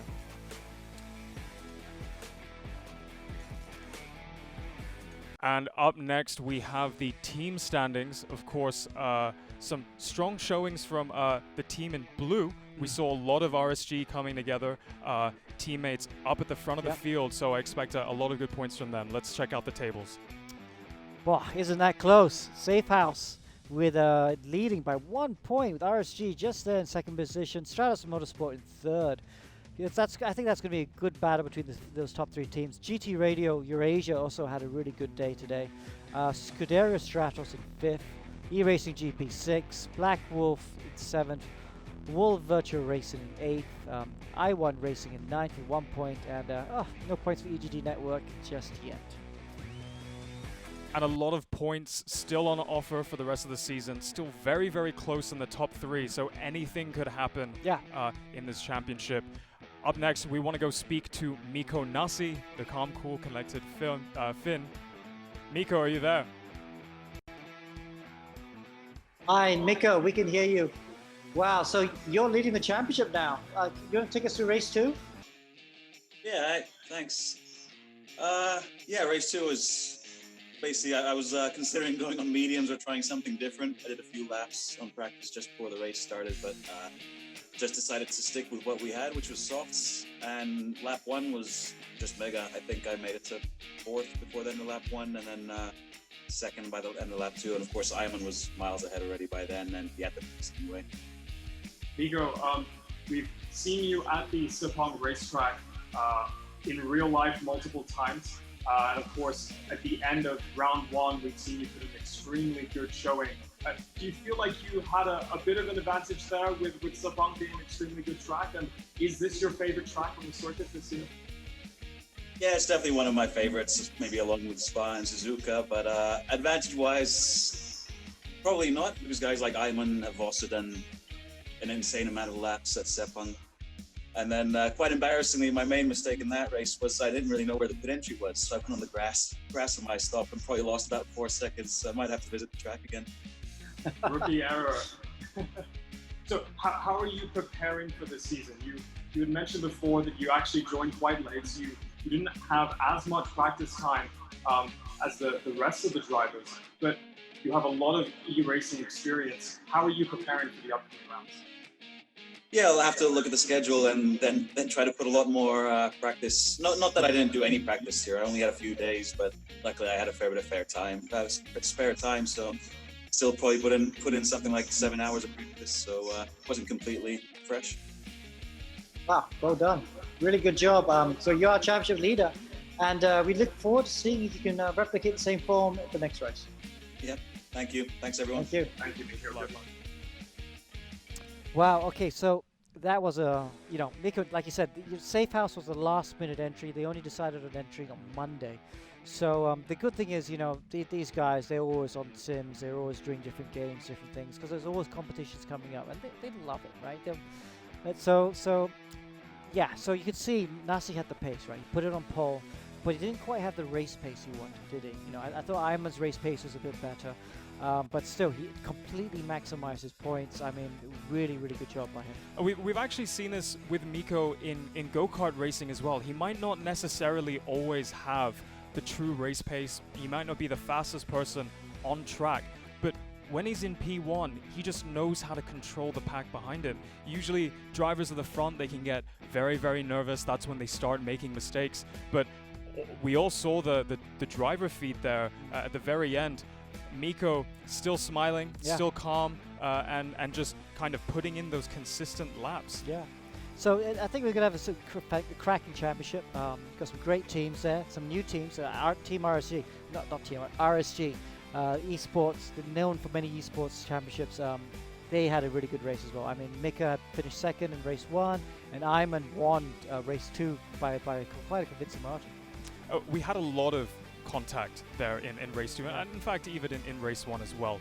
And you had mentioned incidence points. So walk us through how that contact works, how it affects the car's performance. Okay, so damage is on full, so if you hit the cars too much, you will lose a wing or you break a suspension. It's like I think Dylan had suspension damage because the car didn't look like it was sitting quite right down the straights. And you just have to deal with it and finish the race with that, and it costs you a lot of time. But we also have incident points. So incident points are if you knock someone, you get 4 incident points, or someone hits you, you get incident points. So we have a limit of 40 points per race. If you go over those points, you will get disqualified. So drivers have to watch the points. Every time they have contact, the points come up. Or if they go off the track, then so people can abuse track limits and find lap time. So to stop that, the incident points also come up as well. So drivers have to really watch that. That's why we're really worried about the contact, because there's a lot of contact in that race. But as far as I know, I didn't see anyone get disqualified. But there will be other tracks that have track limits issues, like Dubai. We go to Dubai for round 3. Bathurst. Bathurst. We have it's the wall. It's the wall. That's it. Your race is done. So yeah. But that's part of the game. You have to know what you're doing, and you have to push it to the limit without going over the limit. And being part of the game, it's actually not just the drivers we see on screen. Talking about the incidence points, when protests do come up, that's really where the team managers step in. And we heard a lot of chatter in the interviews about engineers coming in. And I know we don't really see it in those driver feeds, but there really is a whole team behind the team. But they have data logging. They're looking through it. They're looking at the gaps, and they're looking about pit stops and strategies, and they're working out deltas. And we'll try and bring you some of those broadcasts in the later rounds. We'll go in a Discord and listen to them, because it's quite interesting how much data the drivers have to absorb. And it's constantly, as you're driving, get information in, and you're having to respond to it. And of course, preparing for the next round with the entire team, we head to the Shanghai International Circuit, I believe. Yep, that's the next one, Shanghai. It's a great track. You've driven there. Good fun track. Very similar to Sepang. Formula 1 track, but also a track you can overtake on. Yep, so tire wear, overtaking, all involved. Let's take a look at the highlights. So we're just covering the highlights again. This is race 1 with some of the contact. So I'm on there. Remember this incident? This is when he was following, I think, Nakib, and that's Miko Nasi in the first place, coming down to the last few laps of the race, top 3 of them, and then in race 2 when he won the race quite easily in the end. Good 11 seconds gap there. Did his team proud. I tell you what, RSG will be very, very happy with that. And really good win for Ayman Hakim. Celebratory wiggle there. Here's we follow Nakib Aslan out of turn 8 in Sepang. Very, very hard braking coming up here into turn 9. Good traction up the hill. Of course, in real life, we see a lot of drivers struggle with the loss of aerodynamic grip, but the great thing about this E1 Championship is we're seeing drivers still being able to manage that gap a little bit to improve the racing. You're so right. You could actually see some very close racing they could follow. So it's a high quality driving. You know, these guys, they know their craft very well. And when you see them drive like that, that's that bit incident. of contact. Remember, this was that turn 1. Last corner for race 1. I think Inigo Anton was also very impressive from Philippines in P2 there. So, some really good racing. Enjoyed that. And a photo finish. We hope for more of those throughout the season. Let's just take a quick look at the overall results one more time. So here we go. These are the championship standings. Very similar to the round standings. 33 points for the tied for second position, Ayman Hakim and Nakib Aslan. But there's a bit of a big gap for Miko Nasi. He'll be very happy with that. Obviously, Hakim and Aslan had trouble in race 1, and that's why that gap is there. Inigo Anton, strong performance in race 1, and he's there in 4th. Bika Hakimi also, the Team RSC, in 5th. Stratos Motorsport, Alistair Young, Kalen Chin, Troy Ayman, Fadli Rahmat, and Joaquin Garrido round up the top 11. Further down, Colin Lee from Wolf Virtual Racing, Bernard Chan, Dylan Tan, Arif Azmi, Alvin Yak, and then a little bit further back, you see Benjamin Seek, Leona Chen, Chern Lu, Ivan Vantiago. We didn't see much of Ivan today, but I'm sure we'll see him more of him in the next few races. Daniel Ui in 21st, and Whelan Choi did not pick up any points today.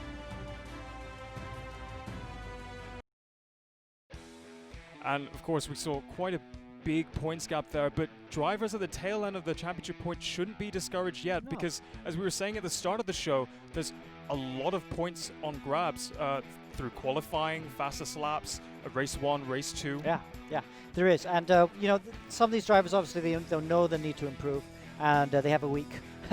The great thing about esports is we don't have to wait for these containers to pick up all the equipment and move to another track. We can just do another race next week at a completely different track. But a week's enough time. These drivers are very good at spending hours and hours on the sim, and a lot of them will improve. And talking about next week, race 2, or round 2 I should say, is going to be in Shanghai in China. Alex, what are the drivers going to be working on ahead of that next race? Well, they're going to have to try and do different strategies, because we're going to decide last minute to decrease tire wear or fuel wear. So they'll have to know a bit more and try and figure out different strategies so that when they come to the day, they'll be able to react to them. Most of these drivers know Shanghai pretty well, but I'm not sure all of them will know it so well in this car. So we have 7 days to go until the next race in China. We're all very excited. What a stunner of an opening round here at the Sepang International Circuit. We're going to still be live here every Thursday night from 10 p.m. until midnight on the EGG network. Don't forget to follow us on all of our social media pages. Watch our Facebook live stream at the E1 Championship. Follow us on Instagram. Follow us on Twitter with our handles E1 Race. It's been a stonker of an evening. My thanks to Alex. Thank you to Des. And we can't wait to see you next week. Have a good night. Good night.